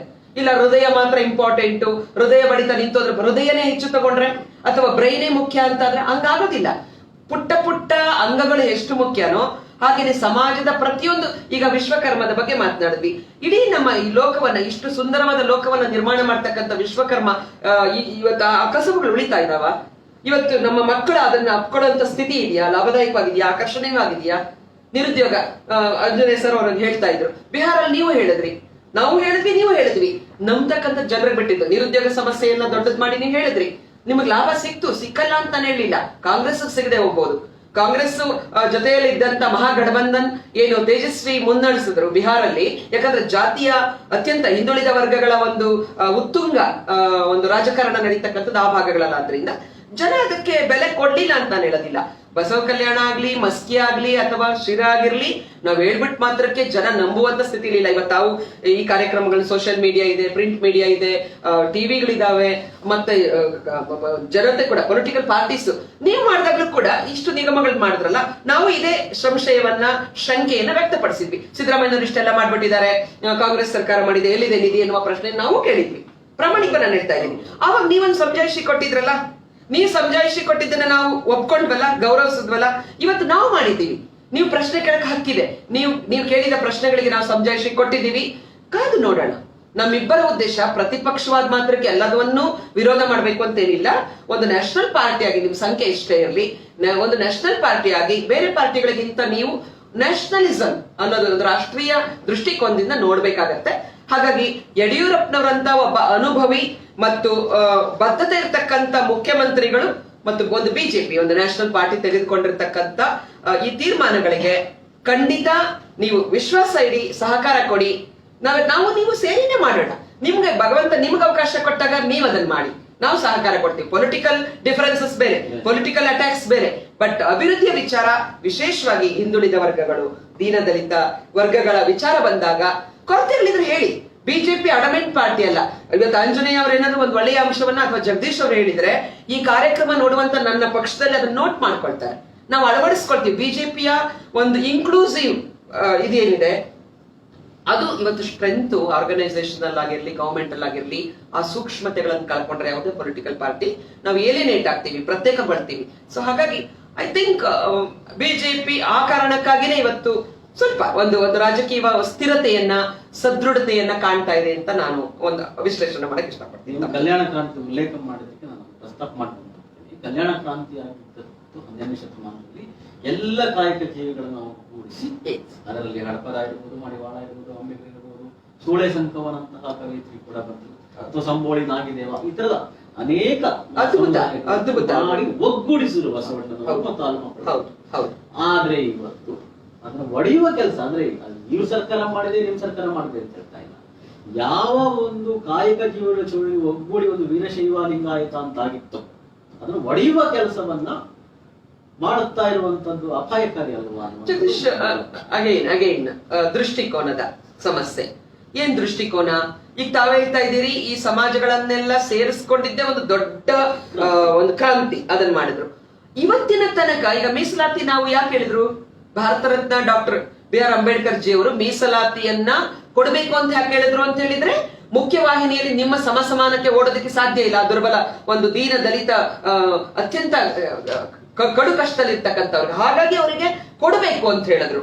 ಕೊಡಬೇಕು ಅಂತ ಹೇಳಿದ ತಕ್ಷಣ ಅವರು ಕಾಲಮಿತಿಯನ್ನು ಇಟ್ರು. ನೀವ್ ಯಾವತ್ತೋ ಒಂದು 500 ವರ್ಷ 1000 ವರ್ಷ ಗೊತ್ತಿತ್ತು ಅಂತ ಕಾಣುತ್ತೆ ನೋಡಿ. ಇವತ್ತು ಯಾಕೆ ಕೊಡ್ಬೇಕು ಅಂತಾರೆ. ಯಾಕೆ ಕೊಡ್ಬೇಕು ಅಲ್ಲ, ಅವ್ರು ಹೇಳಿದಂತ ಉದ್ದೇಶವನ್ನ ಈಡೇರಿಸಿದ್ರ ನೀವು? ಸಂವಿಧಾನ ಏನು ಭರವಸೆಯನ್ನ ಕೊಟ್ಟಿತ್ತು, ಎಷ್ಟು ದಿನ ಕೊಡ್ಬೇಕಲ್ಲ, ಕೊಡದಲ್ಲ ಇದ್ರೆ ನೀವು ಕಾರಣ. ಅದನ್ನ ಸಾಧ್ಯತೆ ಮಾಡದೇ ಇದ್ರೆ ನಿಮ್ಮ ವೈಫಲ್ಯಕ್ಕೆ ಅವ್ರ ಯಾಕೆ ಮೀಸಲಾತಿಯನ್ನು ಕಳ್ಕೊಳ್ಬೇಕು? ಎಲ್ಲಿಯ ತನಕ ಸಂವಿಧಾನದ ಉದ್ದೇಶ ಈಡೇರೋದಿಲ್ಲ ಅದು ಕಿತ್ತಾಡ್ಕೊಡಿ. ನೀವು 20 ಎಲೆಕ್ಷನ್ ಮಾಡ್ಕೊಳ್ಳಿ, ನಾನ್ ಮಾಡ್ತೀನಿ ಚೆನ್ನಾಗಿ ಅಂತ ನೀವು ಬನ್ನಿ, ನೀವು ಫೇಲ್ಯೂರ್ ಆಗಿ ನಿಮ್ಮನ್ನ ಕಿತ್ತಾಡ್ತಾರೆ ಜನ, ಇನ್ನೊಬ್ರು ತರ್ತಾರೆ. ಉದ್ದೇಶ ಅದಲ್ಲ.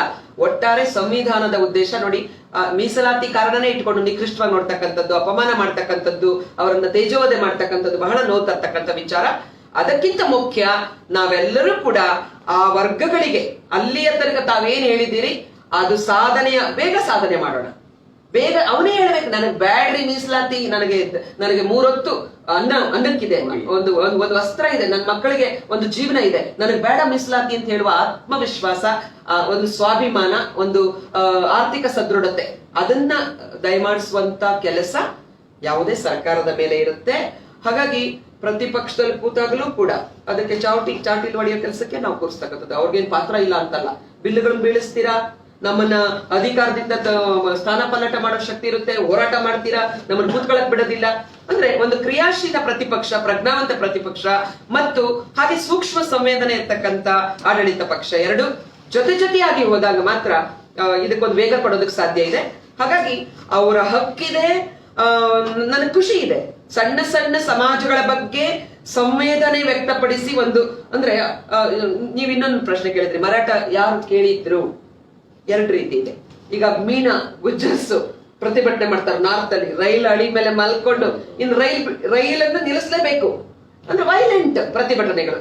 ಇನ್ ಕೆಲವು ಸಮಾಜಗಳಿಗೆ ಧ್ವನಿ ಇರಲ್ಲ, ಅವ್ರೇನ್ ಮಾಡ್ತಾರೆ, ಪತ್ರ ಬರೀತಾರೆ, ಇಲ್ಲ ಯಾವುದೋ ಒಂದು ಪ್ರಜಾವಾಣಿ ಆಫೀಸಿಗೆ ಬರ್ತಾರೆ, ಸರ್ ನಮ್ಗೆ ಅನ್ಯಾಯ ಆಗಿದೆ ಅಂತ ಕೊಡ್ತಾರೆ, ಒಂದು ಚಿಂತನೆಗಳ ಮೂಲಕ ಗಮನವನ್ನ ಸೆಳೆದಿರ್ತಾರೆ. ನನ್ನ ಪ್ರಕಾರ ಈ ರೀತಿಯ ಸಮಾಜಗಳೇನಿದೆ ಒಟ್ಟಾರೆ ಕರ್ನಾಟಕದ ಒಟ್ಟಾರೆ ಅಭಿವೃದ್ಧಿಗೆ ಮತ್ತು ಒಂದು ಅಸ್ಮಿತೆಗೆ, ಕರ್ನಾಟಕದ ಒಟ್ಟಾರೆ ಅಸ್ಮಿತೆಗೆ ಅವರ ಕೊಡುಗೆ ಒಂದೊಂದು ಬರೀ ನೀವು 10 ವರ್ಷ 20 ವರ್ಷ 100 ವರ್ಷ ನೋಡಕ್ಕಾಗಲ್ಲ. ಸಾವಿರಾರು ವರ್ಷಗಳ ಇತಿಹಾಸ ಇರತಕ್ಕಂಥ ಕರ್ನಾಟಕ ಮತ್ತು ಭಾರತೀಯತೆಗೆ ಅನುಗುಣವಾಗಿ ನಾವು ಒಂದು ಸಮಸ್ಯೆಯನ್ನು ನೋಡ್ಬೇಕಾಗುತ್ತೆ. ಅದರಿಂದ ಬಿಜೆಪಿ ಒಂದು ನ್ಯಾಷನಲ್ ಪಾರ್ಟಿ, ಬಿಜೆಪಿ ಜಾತಿ, ಕುಲ, ಧರ್ಮ ಅದರ ಒಂದು ಹಂಚಿಕೆಯಲ್ಲಿ ನಾವು ಒಂದು ಕೀಳುತನವನ್ನು ನಾವು ನೋಡುವಂತ ಪಾರ್ಟಿ ಅಲ್ಲ. ಅದರಿಂದ ನಾವು ಆ ಭಾರತ ರಾಷ್ಟ್ರೀಯತೆಗೆ ಅನುಗುಣವಾಗಿ ನಾವು ಕೆಲವು ಸಲ ಬೋಲ್ಡ್ ಸ್ಟೆಪ್ ತಗೊಳ್ತೀವಿ. ಅಪಪ್ರಚಾರ ಮಾಡಿದ್ರೆ ಅವರಿಗೆ ಸರಿಯಾಗಿ ಮನನ ಮಾಡಿಸುವಂತ ಕೆಲಸಕ್ಕೂ ನಮ್ಮ ಹತ್ರ ಮೆಕ್ಯಾನಿಸಮ್ ಇದೆ ಮತ್ತು ಕಾರ್ಯಕರ್ತರಿದ್ದಾರೆ, ನಾವು ಅದನ್ನ ಮಾಡೋರಿದ್ದೀವಿ. ಮುಂದಿನ ಪ್ರಶ್ನೆ ನಾನು ಆಗಲೇ ಪ್ರಸ್ತಾಪ ಮಾಡಿದ್ರು, ತೇಜಸ್ವಿನಿ ಅವರು ಲಿಂಗಾಯತ ಧರ್ಮವನ್ನ ಪ್ರತ್ಯೇಕ ಧರ್ಮ ಮಾಡಿ ಘೋಷಣೆ ಮಾಡೋದ್ರ ಮೂಲಕ ಕಾಂಗ್ರೆಸ್ನವರು ಏರ್ತಿದ್ರು ಅನ್ನುವಂತ ಒಂದು ಪ್ರಶ್ನೆಯನ್ನ ಪ್ರಸ್ತಾಪವನ್ನು ಮಾಡಿದ್ರು. ನೀವು ಕೂಡ ಈಗ ನಾನೇನ್ ಟೀಕೆ ಮಾಡಿದ್ರು, ಸಮಾಜದ ಟೀಕೆ ಏನ್ ಬರ್ತಾ ಇದೆಯಲ್ಲ, ಚುನಾವಣೆ ಹೊತ್ತಲ್ಲಿ ಮರಾಠ ಅಭಿವೃದ್ಧಿ ನಿಗಮ ಮಾಡಿದ್ರು, ಕಾಡುಗೊಲ್ಲ ಸಿದ್ದರಾಮಯ್ಯನವರ ಸರ್ಕಾರ ಕೇವಲ 6 ತಿಂಗಳಲ್ಲಿ 4 ಮೋಹನ್ ದಾಸ್ ಅವರಿಂದ ವರದಿಯನ್ನ ಪಡೆದು ಲಿಂಗಾಯತ ಪ್ರತ್ಯೇಕ ಧರ್ಮ ಮಾಡುವ ಶಿಫಾರಸನ್ನು ಮಾಡಿ ಎತ್ತಾಕ್ಬಿಡ್ತು.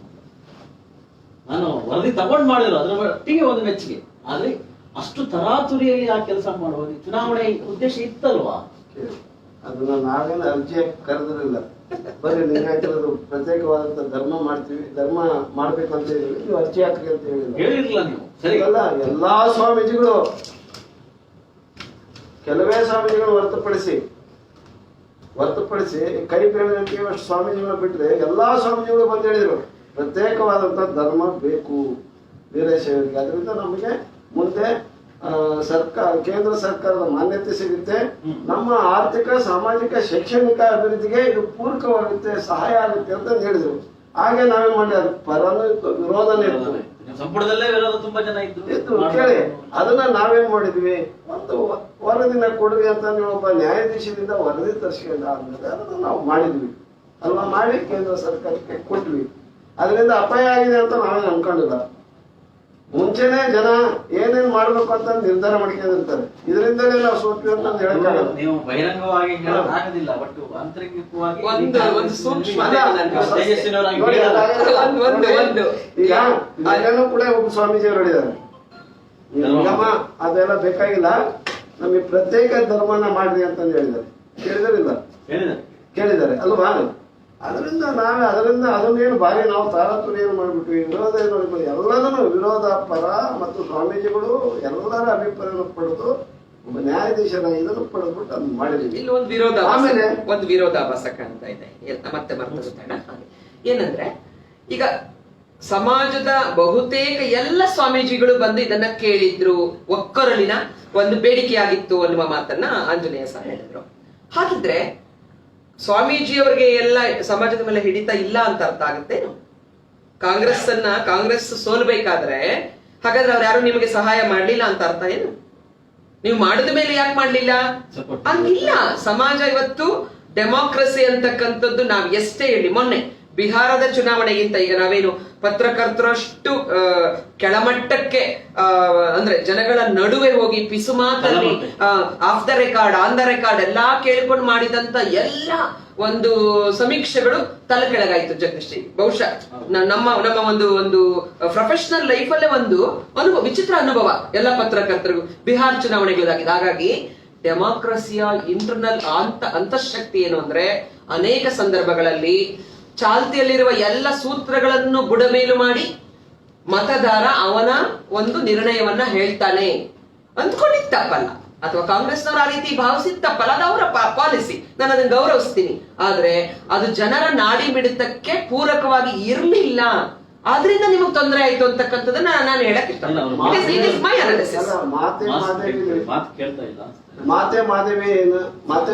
ಮಾತೆ ಮಾದೇವಿ ಅವರು ಸುಮಾರು ಒಂದು ದಶಕ, 1.5-2 ದಶಕಗಳಿಂದಲೂ ಕೂಡ ಹೋರಾಟ ಮಾಡ್ಕೊಂತ ಬಂದ್ರು. ಇದು ಪ್ರತ್ಯೇಕ ಧರ್ಮ ಆಗ್ಬೇಕು, ವೀರಶೈವ ಲಿಂಗಾಯತರ ಧರ್ಮ ಆಗ್ಬೇಕು ಅಂತೇಳಿ ಏನ್ ಸರ್. ಅದ್ರ ಜೊತೆಗೆ ಅನೇಕ ಜನರು ಕೂಡ ಕೈ ಜೋಡಿಸಿದ್ರಿಂದಲೇ ಅದನ್ನ ಮಾಡಿದ್. ನಮ್ಮ ತಾರಾತುರಿಯಲ್ಲಿ ಮಾಡಿದ್ದಲ್ಲ ಏನಲ್ಲ, ಚುನಾವಣೆ ಗಿಮಿಕ್ಸ್ ಅಲ್ಲ ಏನಲ್ಲ.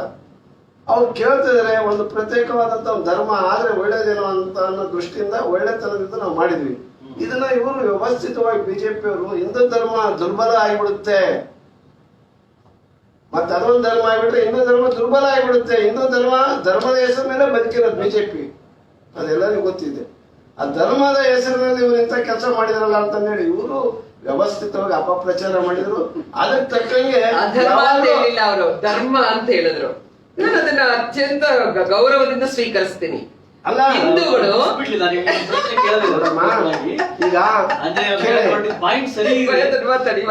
ಈಗ ಹಿಂದೂಗಳಂದ್ರೆ ಇವ್ರಿಗೆ ಬುದ್ಧಿ ತಗೊಂಡ್ಬಿಡೋದು ಎಲ್ಲ ಇವ್ರೆ. ನಾವು ಎಲ್ಲರೂ ಹಿಂದೂಗಳೇ, ಅದು ಒಳ್ಳೊಳ್ಳೆ ಹೆಸರು ಇಟ್ಕೊಂಡೆ, ಇವ್ರಿಗಿಂತ ಒಳ್ಳೊಳ್ಳೆ ಹೆಸರು ಇಟ್ಕೊಂಡೆ. ರಾಮ, ಆಂಜನೇಯ, ಕೃಷ್ಣ, ಪರಮೇಶ್ವರ, ಶಿವ ಎಂತೆಂತವಲ್ಲ ನಮ್ಮ ಘಟಾನುಘಟಿಗಳು. ಶಿವಕುಮಾರ್ ಅವರು, ನಿಮ್ಮ ಶಿವಕುಮಾರ್, ನಿಮ್ಮ ಸಾರಥಿ, ಈಗ ನಿಮ್ಮ ಸಾರಥಿ. ಆದ್ರೂ ಏನಾಗಿದೆ ತಂಗಿ, ನಿಮ್ಮ ಇದು ಆ ಸಂದರ್ಭದಲ್ಲಿ ಶಿವ ಕೃಷ್ಣ ಎಲ್ಲ ಸಿಕ್ಬಿಟ್ಟಿದೆ. ದುರದೃಷ್ಟ ನೋಡಿ ಹೆಂಗಿದೆ.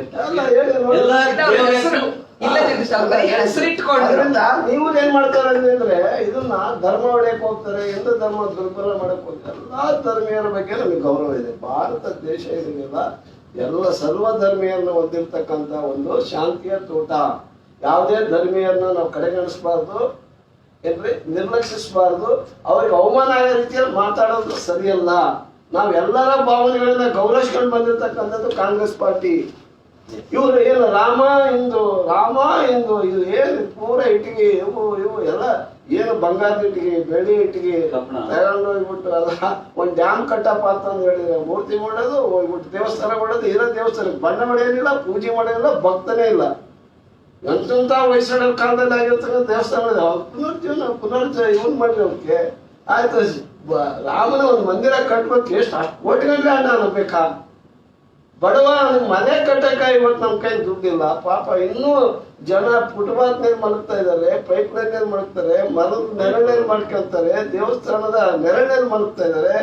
ಅಂತ ಜನರಿಗೆ ಮನೆಗಳು ಕಟ್ಕೊಡೋದ್ಬಿಟ್ಟು ದೇವ್ರಿಗೆ ಯಾಕ್ರಿ ಬೇಕು ಅಷ್ಟೊಂದು ವೈಭವವಾಗಿ ಅದ್ದೂರಿ ಆದಂತ ಇದು ಹೇಳಿದ ತಕ್ಷಣ ಏನು ಕಾಂಗ್ರೆಸ್ ದೇವ್ರನ್ನೇ ವಿರೋಧ ಮಾಡ್ತಾರೆ ಅಂತಾರೆ. ದೇವ್ರ ವಿರೋಧ ಮಾಡೋದಲ್ಲ ನಾವು. ಇಲ್ಲಿ ದೇವ್ರ ಮಾಡ್ರಿ, ಯಾರನ್ನ ಈ ಜನರನ್ನ ಇವರ ಗುಡಿ ಕಟ್ಟ ಬದಲು ಗುಡಿಸ್ಲನ್ನ ಮನೆ ಕಟ್ಬಿಟ್ಟು ಇಲ್ಲಿ ರಾಮನ್ ನೋಡ್ರಿ, ನೀವು ಕೃಷ್ಣನ್ ನೋಡ್ರಿ, ಯಾವ್ಯಾವ ನಿಮ್ ದೇವರು ಅದಾರ ಇಲ್ಲಿ ನೋಡಿ ಕಟ್ಟೋದ್ರಿ. ಬಡವರಿಗೆ ಸೇವೆ ಮಾಡಿದ್ರೆ ನೋಡಿ, ಬಡವರಿಗೆ ಉದ್ಧಾರ ಮಾಡಿದ್ರೆ ನೋಡಿ ದೇವ್ರನ್ನ. ದೇವ್ರ ಮೆಚ್ಚುಗೆ ಬಸವಣ್ಣವ್ರು ಹೇಳಿದಂಗೆ ಎನ್ನ ಕಾಲ ಹೌದು. ಉಳ್ಳವರು ಶಿವಾಲಯ ಮಾಡುವನಯ್ಯ, ನಾನೇನು ಮಾಡಲಿ ಬಡವನಯ್ಯ ಎನ್ನ ಕಾಲೇ ಕಂಬ ಎನ್ನ ದೇವೇ ದೇಗುಲ ಎನ್ನ ಸಿರವೇ ಒನ್ನ ಕಳಸವಯ್ಯ ಕೂಡಲ ಸಂಗಮ ದೇವ ಅಂತಂದು ಹೇಳಿದ. ಎಲ್ಲ ಇಲ್ಲೇ ಇದೆ, ದೇವ್ರು ಎಲ್ಲರೂ ನಿನ್ನಲ್ಲೇ ಇದ್ದಾನೆ ಅಂತಂದೇಳಿ. ಅದಕ್ಕೆ ಯಾಕೆ ಈ ಸ್ಥಾವರ ಕಳುವುಂಟು ಜಂಗಮ ಕಳುವಿಲ್ಲ ಅಂತ. ಸ್ಥಾವರ ಅಂದ್ರೇನು? ಇನ್ನು ರಾಮ ಮಂದಿರ ಕಟ್ಟಿದ್ರೆ ಬಿದ್ದೋಗುತ್ತೆ. ಜಂಗಮ ಅಂದ್ರೇನು? ಅನ್ನ ಕೊಡೋದು, ನೀರು ಕೊಡೋದು, ಏ ಸ್ವಾಮಿ ಶಿಕ್ಷಣ ಕೊಡೋದು. ಜಂಗಮ ಅಂದ್ರೆ ಅವನಿಗೆ ಮನೆ ಕಟ್ಕೊಡೋದು, ಆಫೀಸ್ ಕಟ್ಕೊಡೋದು, ಉದ್ಯೋಗ ಕೊಡೋದು. ನಾವು ಇದು ಜಂಗಮ. ನಿಗಮದ ಪುನಃ ಚರ್ಚೆಗೆ ಬರೋದು. ಇಲ್ಲ, ನನಗೆ ಉತ್ತರ ಕೊಡ್ಬೇಕು, ಯಾಕಂದ್ರೆ ನೀವು ಉತ್ತರ ದೊಡ್ಡ ಕೊಡಿ. ಲೆಕ್ಚರ್ ಕೊಟ್ಟಿದ್ದಾರೆ. ಪೂರಕವಾಗಿ ನಾನು ಪ್ರಶ್ನೆ ವಾಸ್ತವಾಂಶ ಕೇಳ್ತೇನೆ. ನಾನು ಹೇಳಿದ್ದು ಇಲ್ಲ, ಇಲ್ಲ. ವಾಸ್ತವಾಂಶ. ಅವ್ರು ಉತ್ತರ ಕೊಡೋದು ಪೂರಕವಾಗಿ ನಿಮ್ ಬರೋ ಒಂದು ಪ್ರಶ್ನೆ ಕೇಳ್ತೇನೆ. ಯಾಕೆಂದ್ರೆ ಹೇಳು. ನೀವು ಅವಾಗ ಹೇಳಿದ್ರಿ ರಾಷ್ಟ್ರೀಯತೆಯನ್ನ, ಹಿಂದೂ ಧರ್ಮವನ್ನ ಮಾತಾಡ್ತಾರೆ ಬಿಜೆಪಿ ಅವರು. ಹ್ಮ್. ಈಗ ಹಿಂಗ್ ಜಾತಿಗಳು ಹೊಡಿತಾ ಹೋದ್ರೆ, ಮರಾಠ ಒಂದು, ಕಾಡುಗೊಲ್ಲ ಒಂದು, ಮತ್ತೊಂದು ಹೊಡಿತಾ ಹೋದ್ರೆ ಇಲ್ಲಿ ವಿರೋಧ ಇದೆ. ಈಗ ನಾವು ರಾಷ್ಟ್ರೀಯತೆ ಎಲ್ಲ ನಾವೆಲ್ಲ ಒಂದು, ನಾವೆಲ್ಲ ಹಿಂದೂ, ನಾವೆಲ್ಲ ಬಂಧು ಅಂತ ಮಾತಾಡ್ತಾರೆ. ಇಲ್ಲಿ ನೋಡ್ರಿ ಎಲ್ಲ ಜಾತಿಗಳು ಕೂಟ್ ಜಾತಿಗಳು ನೋಡಿತಾ ಹೋಗ್ತಾರೆ. ನೀವು ಯಾವ ರಾಷ್ಟ್ರೀಯತೆಯನ್ನು ಅಲ್ಲ, ನಾನು ಹೇಳಿದೆ ಅಥವಾ ನಿಮ್ಮ ಅಲ್ಲ. ಅಮಿತ್ ಶಾ ಜಿಯವರು ಅಥವಾ ಮೋದಿ ಅವರು ಇದಕ್ಕೆ ಬೆಂಬಲವಾಗಿದ್ದಾರೆ ಅನ್ನುವಂಥದ್ದು, ಜಾತಿ ಹೊಡೆಯುವ ನಿಗಮಗಳನ್ನ ಮಾಡೋದಕ್ಕೆ ನೀವು ಏನು ಉತ್ತರ ಕೂಡ ಕೊಟ್ಟಿಲ್ಲ. ಪೂರಕವಾದ ಪ್ರಶ್ನೆ ಕೂಡ. ನಿಮ್ಮ ರಾಷ್ಟ್ರೀಯತೆ ಅಂದ್ರೆ ಯಾವುದು? ಹಾಗಾದ್ರೆ ಬಿಜೆಪಿ ಹೇಳುವ ರಾಷ್ಟ್ರೀಯತೆಯು ಅಥವಾ ಯಡಿಯೂರಪ್ಪ ಇವತ್ತು ಪ್ರತಿಪಾದಿಸಿರ್ತಕ್ಕಂಥ ವ್ಯತ್ಯಾಸ ಅಂತ ಅನಿಸ್ತಾ ಇಲ್ವಾ? ಇಲ್ಲ, ವೈವಿಧ್ಯತೆಯಲ್ಲಿ ಏಕತೆ. ಇವತ್ತು ಜಗತ್ತಿನಲ್ಲಿ ಯಾವುದಾದ್ರೂ ನಿಜವಾದ ಪಾರಂಪರಿಕ ಸಾಂಸ್ಕೃತಿಕ ಒಂದು ದೇಶ ಇದ್ರೆ ಅದು ಭಾರತ ಅಂತ ಹೇಳಕ್ ಇಷ್ಟಪಡ್ತೀನಿ. ಈಗ ಅಫ್ಘಾನಿಸ್ತಾನದಲ್ಲಿ ಬೇರೆ ಧರ್ಮದ್ದು ಯಾಕಿರ್ಬಾರ್ದು? ಎಲ್ಲ ಒಂದೇ ಇರ್ಬೇಕು. ಈಗ ಪಾಕಿಸ್ತಾನದಲ್ಲಿ ಅಲ್ಪಸಂಖ್ಯಾತರು ಇರ್ಲೇಬಾರ್ದು, ಏಕತಾನತೆ. ಇಲ್ಲಿ ಹಾಗಿಲ್ಲ. ಜೈನರು ಇರ್ಬೋದು, ಪಾರ್ಸಿಗಳು ಇರ್ಬೋದು, ಮುಸಲ್ಮಾನರು ಇರ್ಬೋದು, ಹಿಂದೂಗಳು ಇರ್ಬೋದು. ಎಲ್ಲಿಯ ತನಕ ಇವರಿಗೆ ಈ ದೇಶವನ್ನ ಅರ್ಥ ಮಾಡ್ಕೊಳಕ್ ಸಾಧ್ಯ ಇಲ್ಲ, ಅದೇ ತಪ್ಪನ್ನ ಮಾಡ್ತಾ ಬಂದಿದ್ದಾರೆ.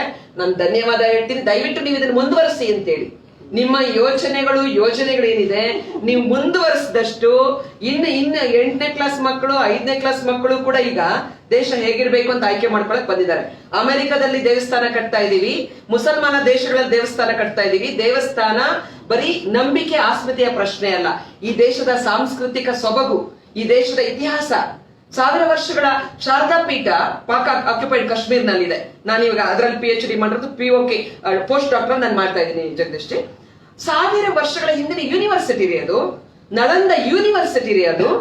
ಭಾರತದ ಯೂನಿವರ್ಸಿಟಿ. ಚೀನಾದ ಪ್ರವಾಸಿಗರು ಬಂದು ಅಧ್ಯಯನ ಮಾಡಿ ಹೋಗಿದ್ದಾರೆ. ಬೌದ್ಧಿಸಮ್ ಅನ್ನು ನಾವು ಸ್ಪ್ರೆಡ್ ಮಾಡಿದೀವಿ. ಯಾಕೆ ಈ ಸಂಕುಚಿತ ಮನೋಭಾವ ನಿಮಗೆ? ಹಳೆ ದೇವಸ್ಥಾನಗಳು ಯಾಕೆ ನಿಮ್ಮ ನಿರ್ಲಕ್ಷ್ಯದಿಂದ? 70 ವರ್ಷದಲ್ಲಿ ನೀವೇ ಜಾಸ್ತಿ ಆಳಿರೋದು. ನೀವು ಅದನ್ನ ಹಾಳುಗೆಡವಿರ್ತಕ್ಕಂಥದ್ದು. ಇವತ್ತು ದನ ಕಾಯೋರು, ಇದು ಮಾಡ್ತಕ್ಕಂಥವ್ರು ಅಲ್ಲಿನ ವಿಗ್ರಹಗಳನ್ನ ಕದ್ದು ಬೇರೆ ದೇಶಗಳಿಗೆ ಕಳ್ಳ ಸಾಗಾಣಿಕೆ ಮಾಡಿದ್ರು. ಯಾಕೆ ಈ ವಿರೋಧ? ಯಾಕೆ ನಿಮ್ಗೆ ಅಸಹನೆ? ಯಾಕೆ? ಸಂಸ್ಕೃತಿ ಪರಂಪರೆಗಳ ಬಗ್ಗೆ ಉತ್ಖನನ ಮಾಡ್ತೀವಿ. ಆರ್ಕಿಯಾಲಜಿ ಡಿಪಾರ್ಟ್ಮೆಂಟ್ ಯಾಕೆ ಮಾಡ್ತಾ ಇದೀವಿ? ಒಂದು ದೇಶದ ಚರಿತ್ರೆ, ಒಂದು ದೇಶದ ಸಾಂಸ್ಕೃತಿಕ ನೆನಪಿಲ್ಲ ಅಂತ ಹೇಳಿದ್ರೆ ಅವನಿಗೆ ಆ ದೇಶ ಕಟ್ಟೋದಕ್ಕೆ ಸಾಧ್ಯ ಇಲ್ಲ. ಈ ತಪ್ಪನ್ನ ಕಾಂಗ್ರೆಸ್ ಯಾಕೆ ಮಾಡ್ತಾ ಇದೆ ಅಂತ. ರಾಜೀವ್ ಗಾಂಧಿ ಅವರು ರಾಮ್ಲಲ್ಲಾದಲ್ಲಿ ಬೀಗ ತಗ್ಸಿದ್ರು. ಮರ್ತೋಗ್ಬಿಡ್ಬಾರ್ದು. ಇಷ್ಟು ಶಾರ್ಟ್ ಮೆಮೊರಿ ಆದ್ರೆ ಜನ ಅದಕ್ಕೆ ನಿಮ್ಮನ್ನ ಬೇಗ ಮರಿತಾ ಇರೋದು. ನೀವು ಮರ್ತೋಗ್ತಾ ಇದ್ದೀರಿ ಜನರನ್ನ, ಈ ದೇಶದ ಇತಿಹಾಸವನ್ನ. ಅದು ಸಾಧ್ಯ ಇಲ್ಲ. ಹಿಂದುತ್ವ ಅಂತ ಹೇಳ್ತಕ್ಕಂಥದ್ದು way of life. Supreme court ಹೇಳಿದೆ, ನಾವು ಅನುಸರಿಸ್ತಕ್ಕಂಥ ನಮ್ಮ ಹಿಂದುತ್ವ. ನೀವು ನಮ್ಮ ಬಗ್ಗೆ ಹೇಳೋ ಹಿಂದುತ್ವ ನಮ್ದಲ್ಲ. ನಾವು ಹೇಳ್ತಕ್ಕಂಥ ಹಿಂದುತ್ವ, RSS ನವ್ರು ಹೇಳ್ತಕ್ಕಂಥ ಹಿಂದುತ್ವ, ಅದು ಬದುಕಿನ ಕ್ರಮ, ಜೀವನ ಕ್ರಮ.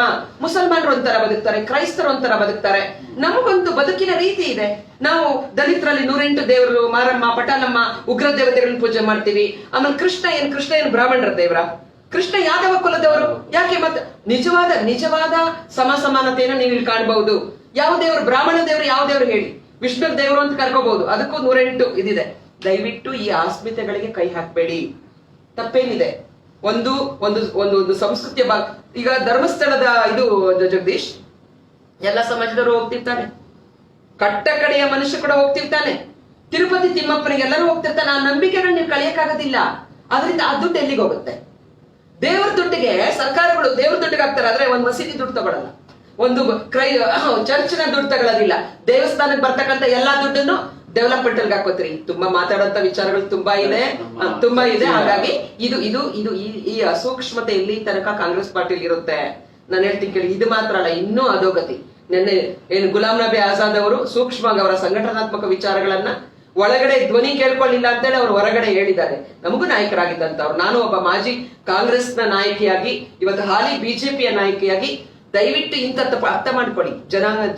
ಈ ಜನರೇಷನ್ ಅನ್ನ ಅರ್ಥ ಮಾಡ್ಕೊಳ್ಳಿ, ಈ ದೇಶವನ್ನ ಅರ್ಥ ಮಾಡ್ಕೊಳ್ಳಿ, ಈ ದೇಶದ ಸಂಸ್ಕೃತಿಯನ್ನ ಅರ್ಥ ಮಾಡ್ಕೊಳ್ಳಿ.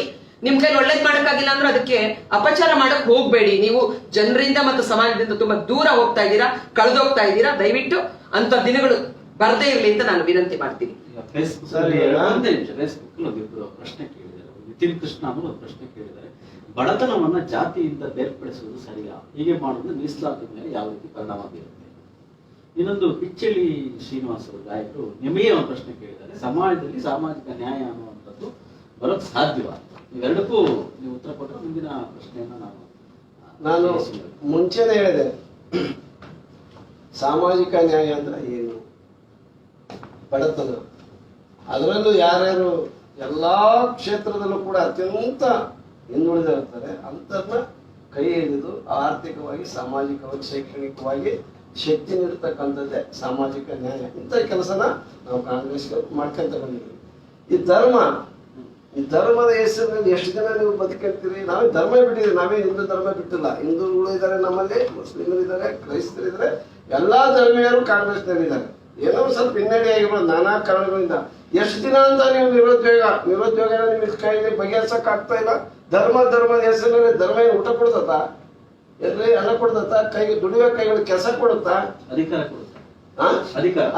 ಕೊಡುತ್ತೆ. ಸರಿ, ಎಷ್ಟು ದಿನ ಅಂತ ಇದನ್ನ ಅವರು ಧರ್ಮ ದೇವರು ಅಂತ ಹೇಳಿ ನಂಬಿಕೊಂಡು ನಿಮ್ಮನ್ನ ಬೆಂಬಲಿಸ್ತಾರೆ. ಒಂದು ದಿನ ನೀವೇ ಕಳೆದು ಹೋಗ್ತೀರಾ. ಇಂಟ್ರೆಸ್ಟಿಂಗ್ ಅಪ್ಪ ಅಮ್ಮ ಆಂಜನೇಯ ಅಂತ ಹೆಸರಿಟ್ರು. ಆಂಜನೇಯ ಭಕ್ತಿಗೆ ಬಲಕ್ಕೆ ನೋಡಿ ಹೆಸರು ಅಲ್ಲ. ಶ್ರೀರಾಮ ಯಾಕೆ ನಿಮ್ಗೆ ಅಲರ್ಜಿ?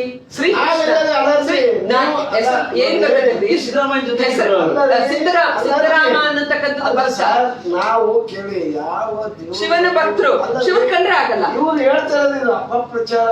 ವ್ಯವಸ್ಥಿತವಾಗಿ ಜನರನ್ನ ತಪ್ಪು ದಾರಿ ಎಳೆದ್ಬಿಟ್ಟು ಕಾಂಗ್ರೆಸ್ನವರು ಹಿಂದೂಗಳು ಇಡ್ತಾ ಇದಾರೆ, ದೇವರುಗಳು ಇಡ್ತಾ ಇದಾರೆ. ಹಿಂಗ್ ಹೇಳ್ಬಿಟ್ಟು ಫೇಸ್ಬುಕ್ ಅಲ್ಲಿ ಹೇಳ್ತಾ ಇದೆ. ಈಗ ಲೈವಲ್ಲಿ ಅವರೇ ಮಾತಾಡಿದ್ದಾರೆ, ಕೂಲಿ ಕೊಟ್ಬಿಟ್ಟಿದ್ದಾರೆ. ಏನು ಹಿಂದೂ ಧರ್ಮದ ವಿರೋಧಿಗಳು, ಹಿಂದೂ ಧರ್ಮ ನಮ್ಮದೇ ಅಂತ ಕೂಲಿ ಕೊಟ್ಬಿಟ್ಟು ಹೆಸರುಗಳು ಯಾಕೆ ಇಟ್ಕೊಂಡಿದ್ದೀರಾ? Very simple. ಅನೇಕ ನಿಮಗೆ ಅದ್ರ ನಂಬಿಕೆ ಇಲ್ಲ ಅಂದ್ರೆ ಹೆಸರುಗಳನ್ನ ಮೊದಲು ಬದಲಾಯಿಸಿ. ಆಂಜನೇಯ ಹೆಸರು ಇಲ್ಲ. Tribal god Anjaneya. ಒಂದ್ ನಿಮಿಷ ಅಣ್ಣ, ಇಡೀ ಜೀವನವನ್ನೇ ಶ್ರೀರಾಮನಿಗೋಸ್ಕರ ಆಂಜನೇಯ ಇಡೀ ತನ್ನ ಒಂದು ಜೀವಮಾನವನ್ನೇ ಭಕ್ತಿಗೆ ಎದೆ ಬಗದ್ ತೋರಿಸ್ತಾರೆ. ಭಕ್ತಿಗೆ ನಿಮಗೆ ಆ ಅಸ್ಮಿತೆಗಳು ನೀವು ಅಳವಡಿಸ್ಕೊಳ್ಳಿಲ್ಲ. ಶಿವಕುಮಾರರು ಸರ್ವಸಂಗ ಪರಿತ್ಯಾಗಿ ಶಿವ ಕೈಲಾಸವಾಸಿ. ನಮ್ ಶಿವಕುಮಾರರು ಸರ್ವಸಂಗವನ್ನು ಇಟ್ಕೊಂಡಿರ್ತಕ್ಕಂಥ ರಿಚೆಸ್ಟ್ ಲೀಡರ್. ಓಕೆ, ನೀವ್ ಹೆಸರು ಮಾತ್ರ ಇಟ್ಕೊಂಡ್ರಿ. ಅದರ ಒಂದು ಎಲ್ಲಾ ಇದನ್ನು ಮಾಡ್ತಾರೆ, ಎಲ್ಲಾ ಆಚರಣೆಗಳನ್ನ ಆಚರಿಸ್ತಾರೆ. ಕೇಳ್ರಿ, ದೇವ್ರು ನಂಬೋದು, ಆಮೇಲೆ ಹೋಮ ಮಾಡಿಸಕ್ಕಂತ ಮಾಡ್ತಾ ಇದ್ದಾರೆ ದೇವ್ರು. ಶಿವಕುಮಾರ್ ಜಿ ಖಂಡಿತ ಇದೆ. ಅವ್ರ ದೈವ ಭಕ್ತರು. ಕಾಂಗ್ರೆಸ್ಗೆಲ್ಲ ಬೇಕಾದಷ್ಟು ದೈವ ಭಕ್ತಿ ಅವರೇ ಇಟ್ಕೊಂಡಿದ್ದಾರೆ. ಯಾರು ಕೇಳ್ರಿ, ಆಂಜನೇಯ ಒಬ್ಬ ಇವರು ಉತ್ತರ ಪ್ರದೇಶದಲ್ಲಿ ಹೇಳ್ಬಿಟ್ರು ಏನಂತ ಗೊತ್ತಾ? ಆಂಜನೇಯ, ಆ ಆಂಜನೇಯ, ಈ ಆಂಜನೇಯ ದಲಿತ, ಆ ಆಂಜನೇಯನೇ ದಲಿತ ಅಂತ ಹೇಳ್ಬಿಟ್ರು. ಅವನು ಅಸ್ಪೃಶ್ಯ, ಈ ಆಂಜನೇಯನು ಅಸ್ಪೃಶ್ಯ. ಯಾರು ಹೇಳಿದ್ರು? ಇವರೇ ಪಾರ್ಟಿಗೆ ಸೇರಿದವರು. ಧರ್ಮ, ಹಿಂದೂ ಧರ್ಮದ ಪ್ರತಿಪಾದಕರು. ನೋಡಿ, ಜಾತಿನ ದೇವರಲ್ಲೂ ಕೂಡ ಜಾತಿ ಇದೆ ಅಂತ ತೋರಿಸ್ತಕ್ಕಂಥ ಜಾತಿವಾದಿಗಳು. ನೀವಲ್ಲಮ್ಮ, ಟ್ರೈಬಲ್ ಅಲ್ಲ, ಅವರು ಅಸ್ಪೃಶ್ಯ. ಬಸವಣ್ಣ ಜಾತಿ ಹೇಳಕ್ಕಾಗುತ್ತಾ? ಕೃಷ್ಣನ ಜಾತಿಯನ್ನ ಹೇಳಕ್ಕಾಗುತ್ತಾ? ರಾಮನ ಜಾತಿ ಅಂತ ಹೇಳಕ್ಕಾಗುತ್ತಾ?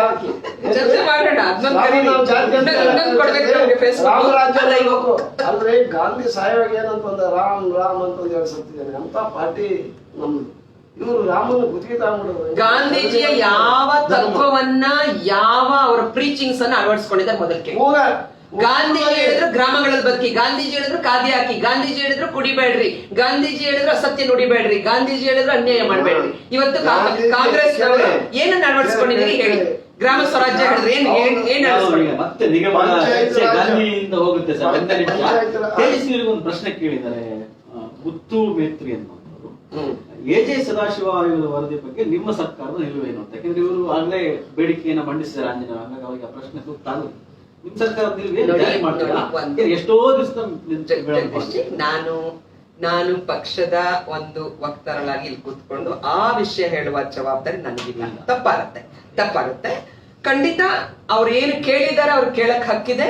ಒಂದು ಸತ್ಯ, ಯಾವುದೇ ಸಮಾಜಗಳಿಗೆ ಅನ್ಯಾಯ ಆಗಿದ್ರೆ, ಯಾಕಂದ್ರೆ ನಮ್ಮ ಆಂಜನೇಯ ಅವರು ಹೇಳುವಾಗ ನಮ್ ವಿಶೇಷ ಆ ವರ್ಗಗಳಲ್ಲೂ ಕೂಡ ತುಳಿತಕ್ಕೊಳಗಾದ ವರ್ಗಗಳು, ಮಾದಿಗ ಸಮಾಜ ನೋಡಿ, ಆ ರೀತಿ ಹೇಳೋಂಗೆ ಇಲ್ಲ.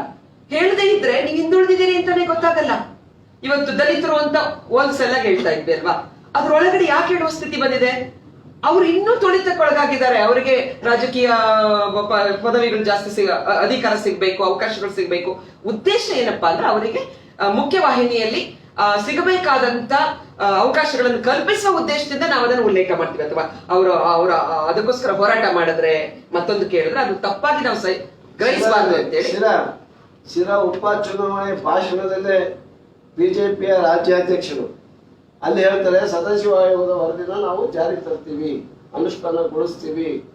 ಮಾದಿಗರೆಂದರೆ ನಿಷ್ಠೆಗೆ, ಮಾತಿಗೆ ಹೆಸರಾದಂತವ್ರು, ಮಾತು ಕೊಟ್ಟರೆ ನಡ್ಕೊಳ್ತಕ್ಕಂಥವ್ರು ಅಂತ ಇವರು ಅಲ್ಲೇ ಹೋಗಿ ಭಾಷಣ ಮಾಡ್ತಾರೆ. ಬಿಜೆಪಿ ಜೊತೆಗಿದ್ದಾರೆ, ಎಲ್ಲ ಬಿಜೆಪಿ ಜೊತೆಗಿಲ್ಲ, ಕಾಂಗ್ರೆಸ್ನವ್ರ ಜೊತೆಗೆ ಇದ್ದಾರೆ. ಏನೋ ಸ್ವಲ್ಪ ಆಂಜನೇಯವ್ರ ಅವ್ರ ಜೊತೆಗೆ ಇರೋದು. ಇವ್ರೊಬ್ಬರನ್ನ ಇವ್ರ ನೋಡಿ, ಅವ್ರ ಆಲೋಚನೆ ಇವತ್ತೇನು ಪ್ರಜಾವಾಣಿನಲ್ಲಿ ಕೂತ್ಕೊಂಡಿದ್ರು, ಒಂದ್ ಒಳ್ಳೆ ಆಲೋಚನೆ ಮಾಡಕ್ ಹೇಳಿ. ಈಗ ಇಷ್ಟು ಸುದೀರ್ಘ ಪಯಣವನ್ನ ಅಲ್ಲಿ ಮಾಡಿದ್ದಾರೆ. ಅವ್ರ ಸಮಾಜಕ್ಕೆ ನ್ಯಾಯ ಕೊಡ್ಸಕ್ಕಾಗಿದ್ರೆ ಸಂತೋಷ. ಅವ್ರ ಸಮಾಜಕ್ಕೆ ನ್ಯಾಯ ಕೊಡಿಸ್ತೀನಿ ಅನ್ನುವ ಭರವಸೆ ಅವ್ರಿಗಿದ್ರೆ ಸಂತೋಷ. ಇಲ್ಲ ಅಂದ್ರೆ ನಮ್ ಜೊತೆ ಬರಕ್ ಹೇಳಿ. ಮತ್ತೆ ಕರೀತಾ ಇಲ್ಲ, ಲೈವ್ ಕರೀತಾ ಇದ್ದೀನಿ. ಯಡಿಯೂರಪ್ಪನವ್ರ ಜೊತೆ ಬರಕ್ ಹೇಳಿ. ಯಡಿಯೂರಪ್ಪನವ್ರು ಹೇಳಿದ್ರೆ ಇವರೇ ಬಂದು ಇಂಪ್ಲಿಮೆಂಟ್ ಮಾಡಿ. ಯಡಿಯೂರಪ್ಪನವರು ಹೋರಾಟಗಾರರು, ಪದ್ಧತಿ ಇದೆ, ಎಲ್ಲ ಇದೆ. ಅದ್ರಿಗೆ ಯಾರೋ ಬಂದೆಲ್ಲ ಸೇರ್ಕೊಂಡು ಅವ್ರನ್ನ ಬ್ಲಾಕ್ ಮೇಲ್ ಮಾಡ್ತಾರೆ.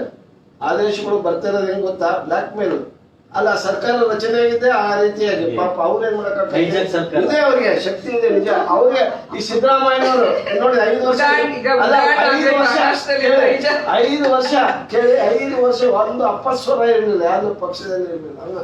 ತೀರ್ಮಾನಗಳು ಎಂತ ತೀರ್ಮಾನ ತೆಗೆದುಕೊಂಡ್ರು, ಆ ರೀತಿಯಾದಂತ ತೀರ್ಮಾನ ತೆಗೆದುಕೊಂಡ್ರೆ ನಾವು ಹೈಜಾಕ್ ಮಾಡಿಲ್ಲ, ಆಚೆಗೆ ಸರ್ ಕೇಳಿ. ಕಾಂಗ್ರೆಸ್ ಅಂದ್ರೆ ಸಾಮಾಜಿಕ ನ್ಯಾಯ, ಕಾಂಗ್ರೆಸ್ ಅಂದ್ರೆ ಬಡವರು, ಕಾಂಗ್ರೆಸ್ ಅಂದ್ರೆ ರೈತರು, ದುರ್ಬಲರು, ಇವ್ರನ್ನ ಹಂಗೆ ಇರ್ಬೇಕು, ಉದ್ಧಾರ ಮಾಡ್ತಾರೆ. ಅವರು ಶತಶತಮಾನಗಳ ಕಾಲ ಹಂಗೆ ಇದ್ರೇನೆ ಕಾಂಗ್ರೆಸ್ ಸುಧಾರಣೆ ಮಾಡೇ ಇಲ್ವಾ?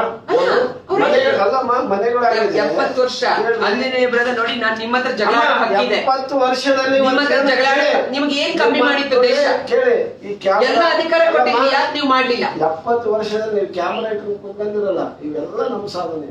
ಆಸ್ಪತ್ರೆಗಳು ಏನ್ ಆಗ್ತಾ ಇರಲ್ಲ, ಇದು ಅವ್ರ ಸಾಧನೆನೆ. ಏನ್ ಮಾರಾಟ ಮಾಡಕ್ ಹೊಂಟಿದಲ್ಲ, ಯಾವ್ದು ನಿಲ್ದಾಣಗಳು, ವಿಮಾನ ನಿಲ್ದಾಣ ಓಸು ಕಟ್ಟಿದವ್ರು ನಾವೇ. ನೀವು ಯಾವ್ದು ಒಂದು ವಿಮಾನ ನಿಲ್ದಾಣ ಕಟ್ಟಿಲ್ಲ. ಆಮೇಲೆ ಅವನ್ನೆಲ್ಲ ಮಾರಾಟ ಕೊಟ್ಟಿರೋದು ಅಂಬಾನಿ, ಉದ್ಯಮಿಗಳೇ ಅಲ್ಲ, ಅವ್ರದ್ದು ಈ ದೇಶದ ಉದ್ಯಮಿಗಳೇ. ಅಂಬಾನಿ ಒಂದು ಉತ್ತರ ಕೊಟ್ಟಿದ್ದಾರೆ ಅವರಿಗೆ. ರಾಷ್ಟ್ರೀಕರಣದ ಪದ್ಧತಿ, ಟ್ಯಾಕ್ಸ್ ಕಟ್ತಾರೆ, ಲೋನ್ ತಗೋತಾರೆ. ಅವ್ರಿಗೆ ಈ ದೇಶದ ಉದ್ಯಮಿಗಳು ಯಾವುದೋ ದೇಶದ ಕಾನೂನು ಪ್ರಕಾರ ಇದಾರ ಅಲ್ವಾ, ಅಷ್ಟು ವಿಚಾರ ಎಲ್ಲ ಮಾಡ್ತಾರಲ್ಲ. ಮೀಸಲಾತಿ ಎಲ್ಲನ್ನೇ ಪಡಿಬೇಕಾದ್ರೆ ಉದ್ಯೋಗದಲ್ಲಿ. ಇವತ್ತು ಉದ್ಯೋಗ ಏನ್ ಮಾಡ್ತಾರೆ, ಇಂತ ಖಾಸಗಿ ಅವರಿಗೆಲ್ಲ ಮಾಡ್ತಾರೆ, ಅಲ್ಲಿ ಮೀಸಲಾತಿ ಸಿಗುತ್ತಾ? ಒಬ್ಬ ದುರ್ಬಲ ಬಾಬಾ ಸಾಹೇಬ್ ಅಂಬೇಡ್ಕರ್ ಬಯಸಿದಂತ ಒಂದು ಕೊಟ್ಟಂತ ಮೀಸಲಾತಿ ಅನುಷ್ಠಾನ ಆಗುತ್ತಾ? ಅಲ್ಲಿ ಕೊಡ್ತಾರೆ ಅವರು ಯಾರು ಒಳ ಬಿಟ್ಕೊಳ್ಳೋರು? ಯಾಕೆ ಬಂತು ಆ ಸ್ಥಿತಿ? ಎಲ್ಲ ಕೆಲವೇ ಒಂದು ಪ್ರೈವೇಟ್ ಮಾಡಿದ ತಕ್ಷಣ ಎಫಿಷಿಯನ್ಸಿ ಬರುತ್ತೆ. ಗವರ್ಮೆಂಟ್ ಅಂತ ಮಾಡಕ್ಕೆ ಅಲ್ಲ 70 ವರ್ಷ ಸರ್ಕಾರಿ ಸಂಸ್ಥೆ ನೋಡಿ 70 ವರ್ಷ ಹೇಳಿ ನೀವು. ಸರ್ಕಾರಿ ಸಂಸ್ಥೆಗಳು ಯಾಕೆ ಲಾಸ್ ಆಗುತ್ತೆ, ಯಾಕೆ ಮುಳುಗೋಗುತ್ತೆ? ಪ್ರೈವೇಟ್ ಅವ್ರಿಗೆ ಹೋದ ತಕ್ಷಣ ಯಾಕೆ ಲಾಭ ಬರುತ್ತೆ? ಆ ಒಂದು ಪ್ರೊಫೆಷನಲಿಸಂ, ಉತ್ತರದಾಯಿತ್ವ ಯಾಕಿಲ್ಲ? ನಿಮ್ಮದು ಬಂಡವಾಳಶಾಹಿಗಳ ಪರವಾಗಿರ್ತಕ್ಕಂಥ ನಿಲುವು ನಿಮ್ದು. ನೋಡಿ ಹೆಂಗ್ ಹೇಳ್ತಾರೆ. ಈಗ ನಮ್ಮ ವರ್ಷಗಳ ನಂತರ ಸ್ಥಿರ ಸರ್ಕಾರ ಬಂದಿದೆ. ಯಾವ ಸ್ಥಿರ ಸರ್ಕಾರ ಅದೇ ಬಂಡವಾಳಶಾಹಿಗಳಿಗೆ 30 ವರ್ಷಗಳ ನಂತರ ಬ್ಯಾಲೆಟ್ ಅಲ್ಲಿ ಬಂದಿಲ್ಲ. ಬುಲೆಟ್ ತೋರಿಸಿಲ್ಲ, ಬ್ಯಾಲೆಟ್ ಅಲ್ಲಿ ವೋಟ್ ಕೊಟ್ಟಿದ್ದಾರೆ. ಇಂದಿರಾ ಗಾಂಧಿ ಇರೋ ತನಕ ನಿಮ್ಗೂ ಬಹುಮತ ಇತ್ತು, ಆಮೇಲೆ ಯಾಕೆ ಕ್ಷೀಣಿಸ್ತು? ಅದನ್ನ ಆತ್ಮಾವಲೋಕನ ಮಾಡ್ಕೊಳ್ಳಿ ನೀವು. ಚುನಾವಣಾ ರಾಜಕಾರಣಕ್ಕೂ ನಮ್ಮ ಚರ್ಚೆ ಮತ್ತೆ ಕೊನೆಯ ಸುಮಾರು 1 ಗಂಟೆವರೆಗೆ ನಾವು ಚರ್ಚೆಯನ್ನ ನಡೆದು ಅನೇಕ ಸಂಗತಿಗಳು ಬಂದಿದ್ದಾರೆ. ಕೊನೆಯದಾಗಿ ತೇಜಸ್ವಿನಿ ಅವರು ಏನ್ ಹೇಳಕ್ ಬಯಸ್ತೀರಿ? ಎಲ್ಲ ಅವರೇ ಹೇಳಿದ್ದಾರೆ. ನಮ್ಮ ಅಜ್ಜಿದೇ ಅವ್ರಿಗೆ ಕೇಳಿ, ನಾನು ಹೇಳಿದ್ದಾರೆ ಕೊಡಿ. ಪೂರ ಅವರೇ ಹೇಳಿದ್ದಾರೆ. ಅವ್ರಿಗೆ ಕೊಡಿ. ಇಲ್ಲ, ಇಲ್ಲ, ಅವ್ರಿಗೆ ಆಡಳಿತ ಪಾರ್ಟಿ ಇಲ್ಲ, ಇಲ್ಲ, ಹೇಳಿ. ನಾವು ಮಾತಾಡಿದ್ರೆ ಅದು ಆಗಲ್ಲ. ಬ್ರದರ್, ಇಲ್ಲ ನೀವೇ ಮಾತಾಡಿ. ನನ್ನ ಕಾಂಬಿನೇಷನ್ ಯಾಕೆ ಕೊಟ್ಟಿದ್ದಾರೆ? ನನ್ನಲ್ಲೇ ಮಾತಾಡ್ತೀನಿ. ತಾವು ಮತ್ತೆ ನಾನು ಸಂಜೆ ಕೊಡ್ತೀನಿ. ಯಡಿಯೂರಪ್ಪ ಅವೆಲ್ಲ ಇಲ್ಲ. ಇನ್ನೂ ನಾಳೆ ಕಾರ್ಪೊರೇಷನ್ ಮತ್ತೆ ಪ್ರಶ್ನೆ ಕೇಳ್ತಿದ್ದಾರೆ. ಇನ್ನೂ ಎರಡು ಪ್ರಶ್ನೆ ನಿಮ್ಗೆ ಕೇಳಿದ್ದಾರೆ. ವೀರೇಶ್ ದಳವಾಯಿದು ಒಂದು ಪ್ರಶ್ನೆ ಕೇಳಿ ಮುಗಿಸ್ಕೊಂಡು ಫೇಸ್ಬುಕ್ ಅಲ್ಲಿ ನಿಮ್ಗೆ ಹೇಳಿ. SC ST ಅಭಿವೃದ್ಧಿಗೆ ಕಾಯ್ದಿರಿಸಿದ 1,900 ಕೋಟಿಯನ್ನು ವಿವಿಧ ಇಲಾಖೆಯಿಂದ ವಾಪಸ್ ಪಡೆದು ಬೇರೆ ಇಲಾಖೆ ಕೆಲಸಗಳಿಗೆ ಬಳಸ್ಕೊಳ್ತಾ ಇದ್ದಾರೆ ಸರ್ಕಾರ. ಸರಿನಾ ಅನ್ನುವಂಥದ್ದನ್ನ ಸರಿಯಲ್ಲ. ಇದು ಕಾನೂನು ಬಾಹಿರ, ಸಂವಿಧಾನದ ಬಾಹಿರವಾಗಿರ್ತಕ್ಕಂಥದ್ದು. ಆ ಹಣ ಯಾವ್ದಕ್ಕೆ ನಾವು ಮೀಸಲಿಟ್ಟಿದೋ ಅದಕ್ಕೆ ಬಳಕೆ ಆಗಬೇಕು. ನಾವೇನಾದ್ರೂ ಸರ್ಕಾರ ಇದ್ದಿದ್ರೆ 30,000 ಕೋಟಿ ಹಣವನ್ನ ಇವತ್ತೇನು ಕರೋನಾದಿಂದ ನಡ್ತದಲ್ಲ, ಎಲ್ಲ ಬಡಪಾಯಿಗಳಿಗೆ ತಿಂಗಳು 10 ಲಕ್ಷ ರೂಪಾಯಿ ಕೊಟ್ಬಿಟ್ಟು 10,000 ಕೊಟ್ಬಿಡ್ತಾ ಇದ್ವಿ, ಎಲ್ಲ ಹಂಚಿಬಿಡ್ತಾ ಇದ್ವಿ. ಬೇರೆ ಇದಕ್ಕೆ ಡೈವರ್ಟ್ ಮಾಡಬಾರ್ದು. ಯಾವ ವರ್ಗಕ್ಕೋಸ್ಕರ ನಾವು ಒಂದು ಕ್ರಾಂತಿಕಾರಕವಾದಂತ ಒಂದು ಕಾಯ್ದೆನ ತಂದ್ಬಿಟ್ಟು ಹಣ ಇಟ್ಟಿದ್ದೇವೋ ಅದಕ್ಕೆ ಮಾಡ್ಬೇಕು. ಡೈವರ್ಟ್ ಮಾಡಬಾರ್ದು.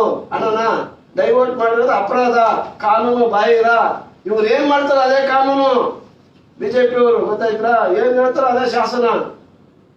ಅವೆಲ್ಲವೂ ಕೂಡ ಸಂವಿಧಾನದ ವಿರುದ್ಧವಾಗಿರ್ತಕ್ಕಂಥವ್ರೆ.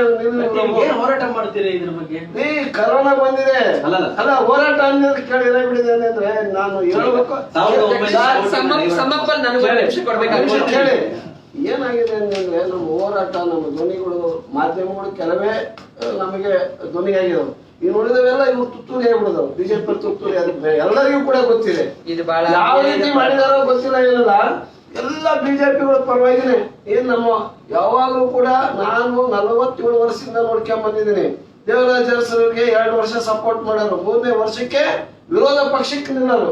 ಎಲ್ಲಾ ಪತ್ರಿಕೆ ಮಾಧ್ಯಮಗಳೆಲ್ಲ ಹೆಂಗಿರೋದಂದ್ರೆ ಅವ್ರ ವಿರುದ್ಧವಾಗಿ ಇವ್ರು ಹೇಳ್ತಾರ ಮುಖಪುಟದಲ್ಲಿ. ಈ ಆಡಳಿತ ಪಾಠವೆಲ್ಲ ಮುಖಪುಟ, ನಮ್ಮದೆಲ್ಲ ಕೊನೆ ಪುಟ. ಅದು 2 ಕಾಲಂನಲ್ಲಿ. ಇವರು 8 ಕಾಲಂನಲ್ಲಿ ನ್ಯೂಸ್, ನಮ್ದು 2 ಕಾಲಂ ನ್ಯೂಸ್. ಯಾವ ಓದಲೇಬಾರ್ದು ಮುದ್ರಣ ಮಾಡಿದ್ರು. ಆದ್ರೆ ಪ್ರಜಾವಾಣಿ ಮಾತ್ರ ಎಲ್ಲಾ ಸಂದರ್ಭದಲ್ಲೂ ಕೂಡ ನಾನು ಸಾಮಾಜಿಕ ನ್ಯಾಯ, ಕೆಳವರ್ಗ, ಬಡತನ, ಎಲ್ಲ ಪಾರ್ಟಿ, ಒಂದು ಪಾರ್ಟಿನ ಐಡೆಂಟಿಫೈ ಮಾಡ್ಕೊಂಡು ಕೆಲವು ಪೇಪರ್ ಹೋದವು, ಇಲ್ಲ ಅಂತ ಇಲ್ಲ. ಇನ್ನು ವಾಹಿನಿ ಇವೆಲ್ಲ ನೋಡ್ಬಿಟ್ಟೆ ಅಂದ್ರೆ ನನಗೆ ಭಯ ಆಗ್ತದೆ. ಇವರೇ ಹಿಂಗ ಆಗ್ಬಿಟ್ರೆ ಹೆಂಗಪ್ಪ? ಪ್ರಜಾತಂತ್ರ ಹಿಂಗ್ ಉಳಿತೆ, ಪ್ರಜಾಪ್ರಭುತ್ವ ಅವನತಿ ಅಂತ ಸಾಕ್ತಾ ಇದ್ದಾರೆ. ಉಳಿಸ್ತಕ್ಕಂಥವ್ರು ಯಾರು? ಮಾಧ್ಯಮದವರು. ಮಾಧ್ಯಮದವ್ರಿಗೆ ಉಳಿಸ್ತೇನೆ ಅಂದ್ರೆ ನಿನ್ ಜೈಲಿಗೆ ಹಾಕ್ಬಿಡ್ತಾರೆ ಇವರು. ನಿನ್ ಮನೇನೆ ರೈಡ್ ಮಾಡ್ತಾರೆ. ನಿನ್ ವಿಮಾನ ನಿಲ್ದಾಣಕ್ಕೆ ಬಂದು ಯಾರು ಊರಿಗೆ ಹೋಗ್ತಾರೆ ಅಲ್ಲೇ ಅರೆಸ್ಟ್ ಮಾಡಿಬಿಡ್ತಾರೆ ಮಾಧ್ಯಮದವ್ರನ್ನ. ನೋಡಲ್ವ ನೀವು? ಈ ರೀತಿಯಾದಂತ ಅವ್ಯವಸ್ಥೆ, ಈ ರೀತಿಯಾದಂತ ಮಹಾರಾಷ್ಟ್ರದಲ್ಲಿ ಅರ್ನಬ್ ಗೋಸ್ವಾಮಿ ಮಾಡಿದ್ರು ಕಾಂಗ್ರೆಸ್ ಮತ್ತು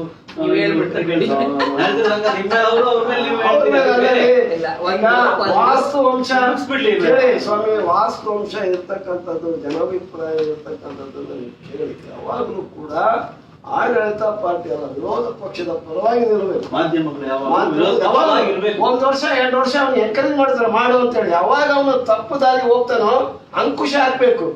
ಹೌದು ಅಲ್ವಾ? ವಿರೋಧ ಪಕ್ಷವಾಗಿ ಸದಾ ಇರಬೇಕು ಅಲ್ವಾ ಅಂತ. ಇದು ಪ್ರಜಾತಂತ್ರದ ಮಾಧ್ಯಮಗಳು ಆಡಳಿತ ಪಕ್ಷವಾಗಿ ನಾವೇನು ಮಾಡಕ್ ಆಗಲ್ಲ. ಹಂಗಿದೆ ಆಯ್ತು ನೋಡಿ. ನೀವು ಹಿರಿಯ ಪತ್ರಕರ್ತರಾಗಿ, ಒಳ್ಳೆ ಬರಹಗಾರರಾಗಿ ಅದನ್ನ ನೀವು ಕೂಡ ಒಪ್ಪಿಕೊಂಡಿದ್ದು ನನಗೆ ಬಹಳ ಸಂತೋಷ ಆಯ್ತು. ಇಂಥ ಒಂದು ಸ್ಥಿತಿಯಲ್ಲಿ ನಾವಿದೀವಿ. ಅದ್ರ ಜೊತೆಗೆ ನಾವು ಧ್ವನಿನೇ ಎತ್ತಂಗಿಲ್ಲ. ಎಲ್ಲಿ ಅರೆಸ್ಟ್ ಮಾಡಿ ಒಳಗೆ ಹಾಕ್ಬಿಟ್ರೆ ಏನ್ ಮಾಡ್ತೀವಿ? ನಮ್ಮನ್ನ ಕರೋನಾ ಇದೆ ಹಾಕಲೇ ಅಂತ ಹೇಳ್ಬಿಟ್ಟು ಇವರೆಲ್ಲ ಇಂಥವೆಲ್ಲ ಕಾನೂನು ಬಾಹಿರ ಇದನ್ನ ಮಾಡಿದ್ರು, ಕರೋನಾನ ಅಪ್ಸಕ್ ಇದನ್ನ ಮಾಡಿದ್ರು ಅಂತಂದು ಹೇಳಿ ಹಾಕ್ಬಿಟ್ಟೆ ಅಂದ್ರೆ ಏನ್ ಮಾಡೋದು ಅಂತ ಅದೊಂದು ಭಯ. ಇವ್ರ ವಿರುದ್ಧ ಚಳವಳಿ ಮಾಡಕ್ಕೆ ನಾವು ಭಯ. ಮುಂಚೆನೆ ಇವರು ಯಾವ ಸಂದರ್ಭದಲ್ಲಿ ಏನ್ ಮಾಡ್ತಾರೋ ಹೆದರಿಕೆ ಇಟ್ಬಿಟ್ಟಿದ್ದಾರೆ. ಇಲ್ಲ ಮನೆ ರೈಡ್ ಮಾಡಿಸ್ತಾರೆ ಸರ್. ಇವರು ಬೇರೆ ಬೇರೆ ಎಲ್ಲವೂ ಏನೇನು ಮಾಡಬಾರ್ದು ಪ್ರಜಾತಂತ್ರದಲ್ಲಿ ಎಲ್ಲ ಪ್ರಯೋಗಗಳನ್ನ ಮಾಡ್ಕೊಂತ ಇದ್ದಾರೆ. ಅದಕ್ಕೆ ಅಂತ್ಯ ಸನ್ನಿಹಿತ ಆಗ್ತಾ ಇದೆ. ಕಾಲ ನಿರ್ಣಯ ಮಾಡುತ್ತೆ.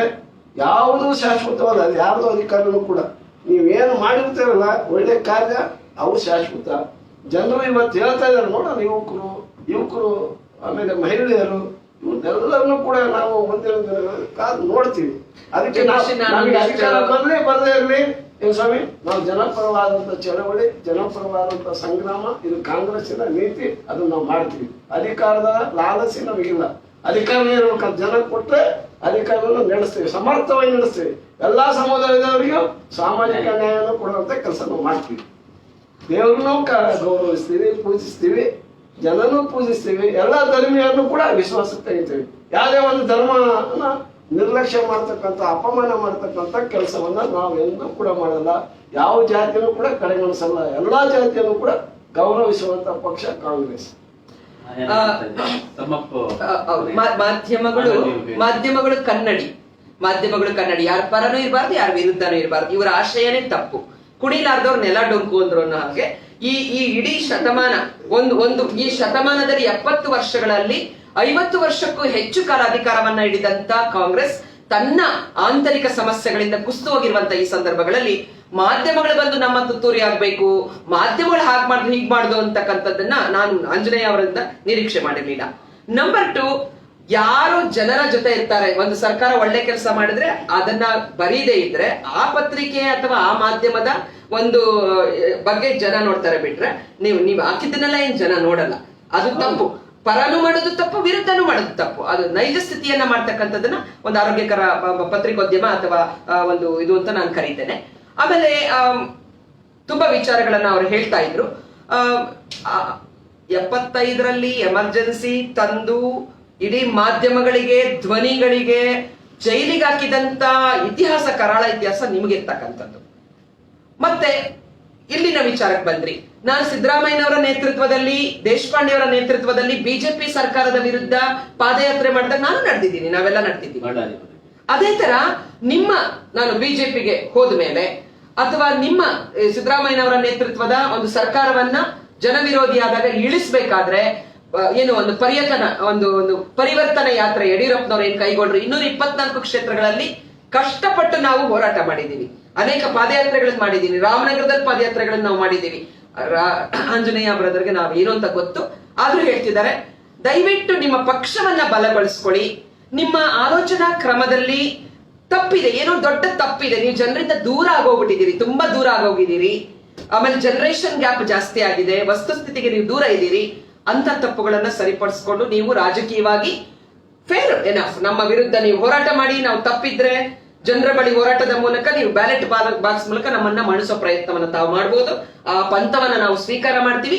ಅದನ್ನ ಬಿಟ್ಟು ಎಲ್ಲಾ ತುತ್ತೂರಿ ಆಗ್ಬಿಟ್ಟಿದ್ದಾರೆ. ಏನ್ ತುತ್ತೂರಿಯಿಂದ ಏನಾಗಲ್ಲ. ನಾವು ದುಡಿದ್ರೇನೆ ಓಟ್ ಬರೋದು, ನಾವು ಪಕ್ಷದ ಕಾರ್ಯಕ್ರಮಗಳನ್ನ ಇಂಪ್ಲಿಮೆಂಟ್ ಮಾಡಿದ್ರೇನೆ ಬರ್ತಕ್ಕಂಥದ್ದು. ನಮ್ಮ ಮುಖ್ಯಮಂತ್ರಿ ಅದು ಏಜ್ ಇರ್ಲಿ, ಆರೋಗ್ಯ ಕೆಟ್ಟಿರ್ಲಿ, ಅವರು ಹೋಗಿ ಪರಿಶ್ರಮ ಮಾಡಿದ್ರೇನೆ ಪಕ್ಷಕ್ಕೆ ಗೆಲುವು ಸಿಕ್ಕದ್ದಾದ್ರಿಂದ ಸುಮ್ನೆ ವಿಜಯೇಂದ್ರ ಮೇಲೆ ಅಪಪ್ರಚಾರ ಮಾಡೋದು, ಯಡಿಯೂರಪ್ಪನವ್ರ ಮೇಲೆ ಮಾಡ್ತಕ್ಕಂಥದ್ದು, ಬಿಜೆಪಿ ಮೇಲೆ ಮಾಡ್ತಕ್ಕಂಥದ್ದು, ನಮ್ಮ ಧರ್ಮ ಬಗ್ಗೆ ನಾವೆಲ್ಲಿ ತನಕ ನಾವು ಧರ್ಮೋ ರಕ್ಷಿತ, ನಾವು ಧರ್ಮದ ಜೊತೆ ಇದ್ದೀವಿ.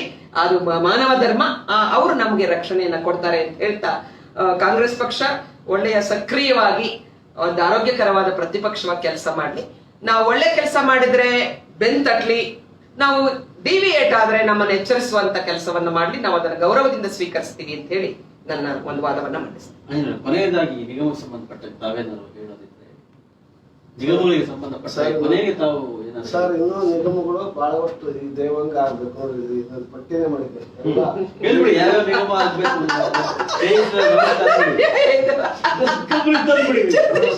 ಅವರು ನೀವು ಅಧಿಕಾರ ತೆಗಿದ್ದ ಕೇಳಬೇಕು. ಕಾಂಗ್ರೆಸ್ ಸಿರ್ಫ್ ಬೋಲ್ತಾ ಹೈ, ಬಿಜೆಪಿ ಸಿರ್ಫ್ ಕರ್ತಾ ಹೈ. ಅವ್ರು ಬರೀ ಮಾತಾಡೋದು, ನಾವು ಮಾಡುವವರು, ಅವ್ರದ್ದು ಮಾಡೋದು ನಾವು. ಅದಕ್ಕೆ ಅಣ್ಣವ್ರೆ ಓಟ್ ಅದಕ್ಕೆ ನಮಗ್ ಬರುತ್ತೆ. ಅದಕ್ಕೆ ನೀವು ದುಃಖ ಪಟ್ರೆ ಹೇಗೆ? ಏಟಿಗರಿಗೆ ಮಾಡ್ಬೇಕು ಅಲ್ಲ ಸರ್, ಕುರುಬರಿಗೆ ಮಾಡ್ಬೇಕು ಏನ್ ಸರ್, ಎಲ್ಲ ಜಾತಿ ಅಂತ ಹೇಳ್ಬಿಡಿ. ಆಮೇಲೆ ಒಕ್ಕಲಿಗರು ಅವರೆಂತ ಅಪರಾಧ ಮಾಡಿದಾರೆ, ಅವ್ರ ಜೊತೆಗೆ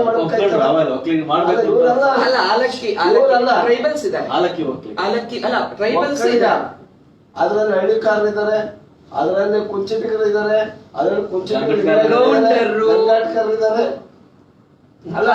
ಅವರೆಲ್ಲರೂ ಇರ್ಬೋದು. ಅದ್ರ ಕುಂಚಿಟಿಗರು ಅಂತಕ್ಕಂಥದ್ದೇ ಸಪ್ರೇಟ್ ಆಗಿ ಗುರುತಿಸ್ಕೊಳ್ತದೆ ಅಲ್ವಾ? ಅವ್ರಿಗೆ ಆಗ್ಬೇಕು ಏನ್ ಸರ್. ಇನ್ನು 9 ನಿಗಮಗಳಾಗ್ಬೇಕು ನೋಡ್ರಿ. ಕೊಡವ ಸಮಾಜದಲ್ಲಿ ಅವ್ರು ಯಾಕೆ ಸುಮ್ಮನೆ ಇದ್ದಾರೆ, ಗಂಗಡಕಾರ ಇದ್ದಾರೆ, ಕೊಂಚಟಿಕರು ಇದ್ದಾರೆ, ಕೊಡವ ಇದ್ದಾರೆ, ಒಕ್ಕಲಿಗರಿದ್ದಾರೆ, ಗಾಣಿಗ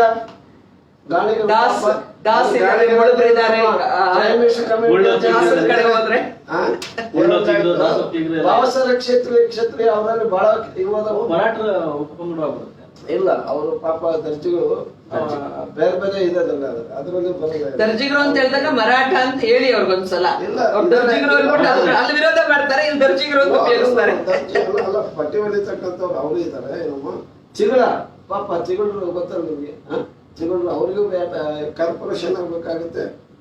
ಹೀಗೆ ಇನ್ನೂ ಬಹಳ ದೊಡ್ಡ ಪಟ್ಟಿನ ಕೊಟ್ಬಿಡಿ ಕಾಂಗ್ರೆಸ್ ಬಿಜೆಪಿ ನಾವು ಟೀಕೆ ಮಾಡಲ್ಲ, ಬಿಜೆಪಿ ಅವ್ರು ಎಲ್ಲಾ ಜಾತಿಗೂ ಒಂದೊಂದು ಮಾಡಿ ನಾವು ಟೀಕೆ ಮಾಡಲ್ಲ ಅಂತ ನೀವ್ ಹೇಳ್ಬೇಕು, ಇವಾಗ ಕಮಿಟ್ ಆಗ್ಬೇಕು ನೀವು. ಒಂದ್ ಪೈಸನು ಕೊಡಬೇಡಿ, ಸುಮ್ಮನೆ ಮಾಡಿ. ಸರ್ಕಾರನೇ ಅವ್ರದ್ದು ಅಲ್ಲ, ಒಂದ್ ಪೈಸಾ ಆಂಜನೇಯ ಸರ್, ಸರ್ಕಾರನೇ ಅವ್ರದ್ದು. ಯಾರ್ಯಾರಿಗೆ ಏನೇನ್ ಸಿಗಬೇಕು ಭಾರತೀಯ ಜನತಾ ಪಾರ್ಟಿ ಅಲ್ಲದೆ ಸಾಮಾಜಿಕ ನ್ಯಾಯ ಕೊಡೋದ್ರಲ್ಲಿ ಅಲ್ಲಮ್ಮ ಮಾತಿಗೆ ಪ್ರೈಮ್ ಮಿನಿಸ್ಟರ್ ಬದ್ಧವಾಗಿರೋ ಪಾರ್ಟಿ. ರಾಜ್ಯಕ್ಕೆ ಎಷ್ಟು ಕೊಟ್ಟಿದ್ದಾರೆ ಹಣ? ಈಗ ಚರ್ಚೆಯಿಂದ ನಾವು ಜಗದೀಶ್ ಅವರು ಖರ್ಚು ಮಾಡಿಲ್ಲ, ಹಿಂದುಳಿದ ವರ್ಗದ ಕೊಟ್ಟಣ ಖರ್ಚು ಬಂದೆ ವಾಪಸ್ ಹೋಗಿದೆ. ನನ್ಗೆ ಏನ್ ಗೊತ್ತಾ, ಸಮಯ ಜಾಸ್ತಿ ಆಗುತ್ತೆ.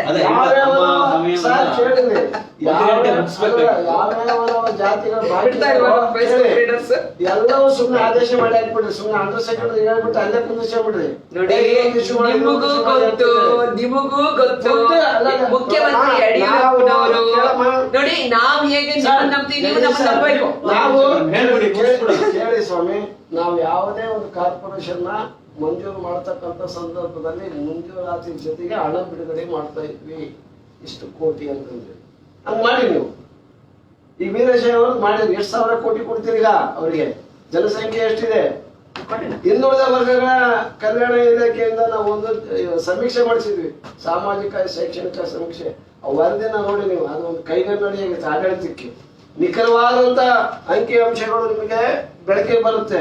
ಯಾರು ಬಡತನದಲ್ಲಿದ್ದಾರೆ, ಯಾರು ಹಿಂದುಳಿದಾರೆ, ಎಷ್ಟು ಯಾವ್ಯಾವ ಜಾತಿಯವರು ಎಷ್ಟು ಎಜುಕೇಶನ್ ಪಡೆದಿದ್ದಾರೆ, ಯಾವ್ಯಾವ ಜಾತಿಯಲ್ಲಿ IAS ಆಫೀಸರ್ ಇದ್ದಾರೆ, ಯಾವ್ಯಾವ ಜಾತಿಯಲ್ಲಿ ತಹಸೀಲ್ದಾರ್ ಇದ್ದಾನೆ, ಯಾವ್ಯಾವ ಜಾತಿಯಲ್ಲಿ ಎಷ್ಟೆಷ್ಟು ಜಮೀನನ್ನ ಹೊಂದಿದ್ದಾರೆ, ಯಾರ್ಯಾರು ಮನೆ ಇಲ್ದರೆ ಗುಡಿಸಲಲ್ಲಿ ವಾಸ ಮಾಡ್ತಿದ್ದಾರೆ, ಅದರೆಲ್ಲ ಅಂತವನ್ನ ಇಟ್ಕೊಂಡು ನೀವು ಮಾಡಿ. ಸುಮ್ಮನೆ ಯಾವ್ದೋ ಒತ್ತಡಕ್ಕೋಸ್ಕರ ಯಾರೋ ಇದಕ್ಕೋಸ್ಕರ ಮಾಡಕ್ ಹೋಗ್ಬಿಡ್ರಿ. ಚುನಾವಣೆಯಲ್ಲಿ ವಿಪರೀತ ಹಣ ಇದೆ, ಬಲ ಎಲ್ಲಾ ಬಲನು ಪ್ರಯೋಗ ಮಾಡ್ತೀರ, ನೀವು ಗೆಲ್ತಾ ಇದೀರಿ. ಇದು ತುಂಬಾ ತುಂಬಾ ಹೀರೋಗೇಟ್ರಿ ಸ್ಟೇಟ್ಮೆಂಟ್. ಹಣ ಇದ್ರೆ ಚುನಾವಣೆಗೆ ಹೋಗ್ಬೇಕಾದ್ರೆ ವಿಸ್ತರಣೆ ಹಣ ಇದ್ರೆ ಚುನಾವಣೆಗೆ ಹೋಗ್ಬೇಕಾದ ಅವಶ್ಯಕತೆ ಇಲ್ಲ. ಆ ರೀತಿ ಹೇಳ್ಬಾರ್ದು. ನಿಗಮ ವ್ಯಾಪ್ತಿಯನ್ನು ಇವ್ರು ಗೆದ್ದಿರೋ ಕಡೆ ಎಲ್ಲ ಸರಿ ಇರುತ್ತೆ, ಇವ್ರು ಸೋತಿರೋ ಕಡೆ ಇದೆಲ್ಲ ಬಂದ್ಬಿಡತ್ತೆ. ಇದು ಅವರ ದುರಂತ. ಅದು ಈಗ ರಾಜಕೀಯ ಬಹಳ ಒಳ್ಳೆ ಮತದಾರರಿಗೆ ಸರ್ ರೇಟ್ ಫಿಕ್ಸ್ ಮಾಡಿದಂತ ಕೀರ್ತಿ ಇವರಿಗೆ ಬರ್ಬೇಕು. ಅಲ್ಲ ಆಂಜನೇಯ ಅವರೇ, ಈಗ ಬಳ್ಳಾರಿ ಗಣಿದಲ್ಲಿ ಯಾವ ರಿಚೆಸ್ಟ್ ಪೀಪಲ್, ರಿಚೆಸ್ಟ್ ಪೊಲಿಟಿಷಿಯನ್ಸ್ ಯಾರಿದ್ದಾರೆ, ಇವ್ರ ಪಾರ್ಟಿನಲ್ಲಿ ಏನಾದ್ರು ಪಾರ್ಟಿ ಜವಾಬ್ದಾರಿ ಕೊಡ್ಬೇಕಾದ್ರೆ ಎಷ್ಟು ಕೋಟಿ ಡಿಕ್ಲರೇಷನ್ ಅಂತ ಇವತ್ತು ಹೇಳಿ. ಆಂಜನೇಯ ಅವರ ಅಧ್ಯಕ್ಷ ಆಗಿ ತೋರಿಸ್ಲಿ. ಹಾಗಾದ್ರೆ ಆಂಜನೇಯ ಅವ್ರ ಹತ್ರ ಖಾಲಿ ಪುಟ್ಟಿ ಅಂದ್ರೆ ಏನು ಸಿಗಲ್ಲ. ಇರ್ತಕ್ಕಂತ ಎಲ್ಲಾ ತಪ್ಪುಗಳನ್ನು ನೀವು ಇಟ್ಕೊಂಡು ನಮಗೆ ಹೇಳಕ್ ಬರಬೇಡಿ. ನಳಿನ್ ಕುಮಾರ್ ಕಟೀಲ್ ಹತ್ರ ಎಷ್ಟು ಕೋಟಿ ಡಿಕ್ಲೇರ್ ಮಾಡಿದ್ದಾರೆ, DK ಅವರು ಎಷ್ಟು ಕೋಟಿ ಡಿಕ್ಲೇರ್ ಮಾಡಿದ್ದಾರೆ, ನಮ್ಮಿಬ್ಬರಲ್ಲಿ ತುಲನೆ ಆಗ್ಲಿ. ಭಾರತೀಯ ಜನತಾ ಪಾರ್ಟಿ ಅಧ್ಯಕ್ಷ ಯಾರನ್ನ ಮಾಡಿದ್ದಾರೆ, ಕಾಂಗ್ರೆಸ್ ಅಧ್ಯಕ್ಷ ಯಾರನ್ನ ಮಾಡಿದ್ದಾರೆ, ಮುಂಚಿನಿಂದ ವ್ಯಾಪಾರಿ ವ್ಯಾಪಾರಿ ನೋಡಿ, ವ್ಯಾಪಾರಿಗಳು ಬೇಕು, ಅವರೇ ಎಲ್ಲ ಮಾಡ್ಬಿಡ್ತಾರೆ. ಅಲ್ಲವೇ ರಾಜಕಾರಣಿ ಜೊತೆಗೆ ಆತ ಚಿಕ್ಕವನಿದ್ದಾಗಲೇ ಗೊತ್ತಾದ ಗ್ರನೇಟ್ ಬಿಸಿನೆಸ್ ಮಾಡಿದ.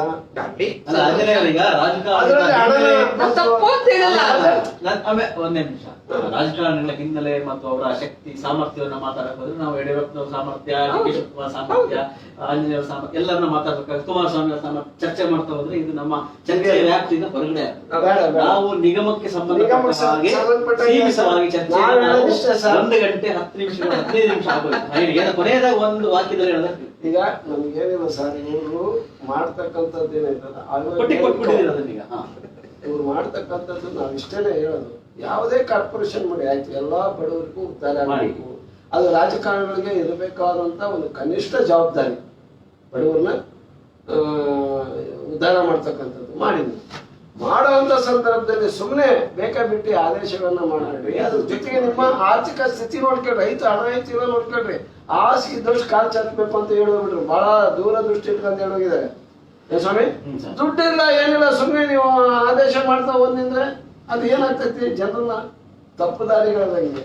ಆಮೇಲೆ ಜನರಿಗೆ ನಾವು ಆ ಭಾಷೆ ಹೇಳಿದ್ರೆ ಮತ್ತೆ ಒಂದೇ ಸರ್ತಿ ತಂಗಿ ಸಿಟ್ಟಾಗ್ಬಿಡ್ತಾರೆ. ಈಗ ಇನ್ನೊಂದು ಚರ್ಚೆಯನ್ನ ಅಂತಿಮ ಅಂತ ಯಾಕೆಂದ್ರೆ 1 ಗಂಟೆ 20 ನಿಮಿಷ ನಮ್ಮ ಚರ್ಚೆ ಮುಗಿದು 1 ಗಂಟೆ ನಾವು ಸೀಮಿತವಾಗಿ ಮುಗಿಸ್ಬೇಕಾಗಿತ್ತು.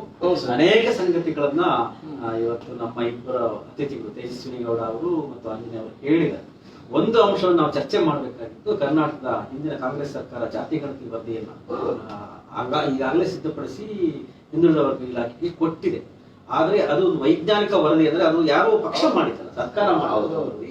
ಇವತ್ತು ಯಾವುದೇ ನಿಗಮಗಳನ್ನ ಮಾಡೋದಕ್ಕೆ ಇಬ್ರು ಸಮರ್ಥನೆ ಮಾಡ್ಕೊಂಡಿದ್ದಾರೆ, ಎಲ್ಲಾ ಜಾತಿಗೂ ನಿಗಮ ಮಾಡ್ಲಿ. ಆದ್ರೆ ಯಾವ್ಯಾವ ಜಾತಿಯ ಹಿನ್ನೆಲೆ ಏನು, ಅವರ ವೃತ್ತಿಯ ತುಲಕಸುಗಳಿದೆ, ಅವರು ಆರ್ಥಿಕ ಸ್ಥಿತಿ ಹೇಗಿದೆ ಅನ್ನೋ ಎಲ್ಲ ಮಾಹಿತಿ ಜಾತಿ ಗಣತಿ ವರದಿ ಇದೆ. ಬಹುಶಃ ಮುಂದಿನ ಎಲ್ಲ ಯಾವುದೇ ಸರ್ಕಾರ ಬಿಜೆಪಿ ಸರ್ಕಾರ ಕಾಂಗ್ರೆಸ್ ಕೈಗನ್ನಡಿಯನ್ನು ಇಟ್ಕೊಂಡು ಅಥವಾ ಅವ್ರಿಗೆ ಸರಿ ಇಲ್ಲ ಬಿಜೆಪಿ ಸರ್ಕಾರಕ್ಕೆ ಅಂತ ಆದ್ರೆ ಇನ್ನೊಂದು ಅದೇ ರೀತಿಯ ವರದಿಯನ್ನ ಮಾಡಿಸಿ ನಿಗಮಗಳನ್ನು ಮಾಡುವಂತದ್ದು ಹೆಚ್ಚು ಸೂಕ್ತ ಅನ್ನುವಂಥದ್ದು ವೈಯಕ್ತಿಕ ಅಭಿಪ್ರಾಯ. ಸರ್ IAS ಅಧಿಕಾರಿಗಳು ಮಾಡಿರೋದು ಅಲ್ಲ, ಅದೇ ಟೀಚರ್ ಒಟ್ಟಾರೆ ಮಾಡಿರುವಂತದ್ದು 1.5 ಲಕ್ಷ ಟೀಚರ್ ಮಾಡಿರ್ತಾರೆ. ಅದೇ ಕಾಂಗ್ರೆಸ್ ಕಾರ್ಯಕರ್ತರು ಸಿದ್ದರಾಮಯ್ಯನವರ ಅನುಯಾಯಿಗಳು ಮಾಡಿರೋದು ಅಲ್ಲದು. ಅದೇ ಹೇಳ್ತಿರ್ತಾರೆ. ನಾವು ಆ ಬಗ್ಗೆ ಸಂಬಂಧಪಟ್ಟಂಗೆ ಸುದೀರ್ಘವಾದಂತಹ ಒಂದು ಲೇಖನಗಳನ್ನ ಒಂದು ಸರಣಿಯನ್ನು ನಾವು ಪ್ರಜಾವಾಣಿಯಲ್ಲಿ ಮಾಡಿದ್ದೀವಿ ಜಾತಿ ಗಣತಿ ವರದಿಯನ್ನ.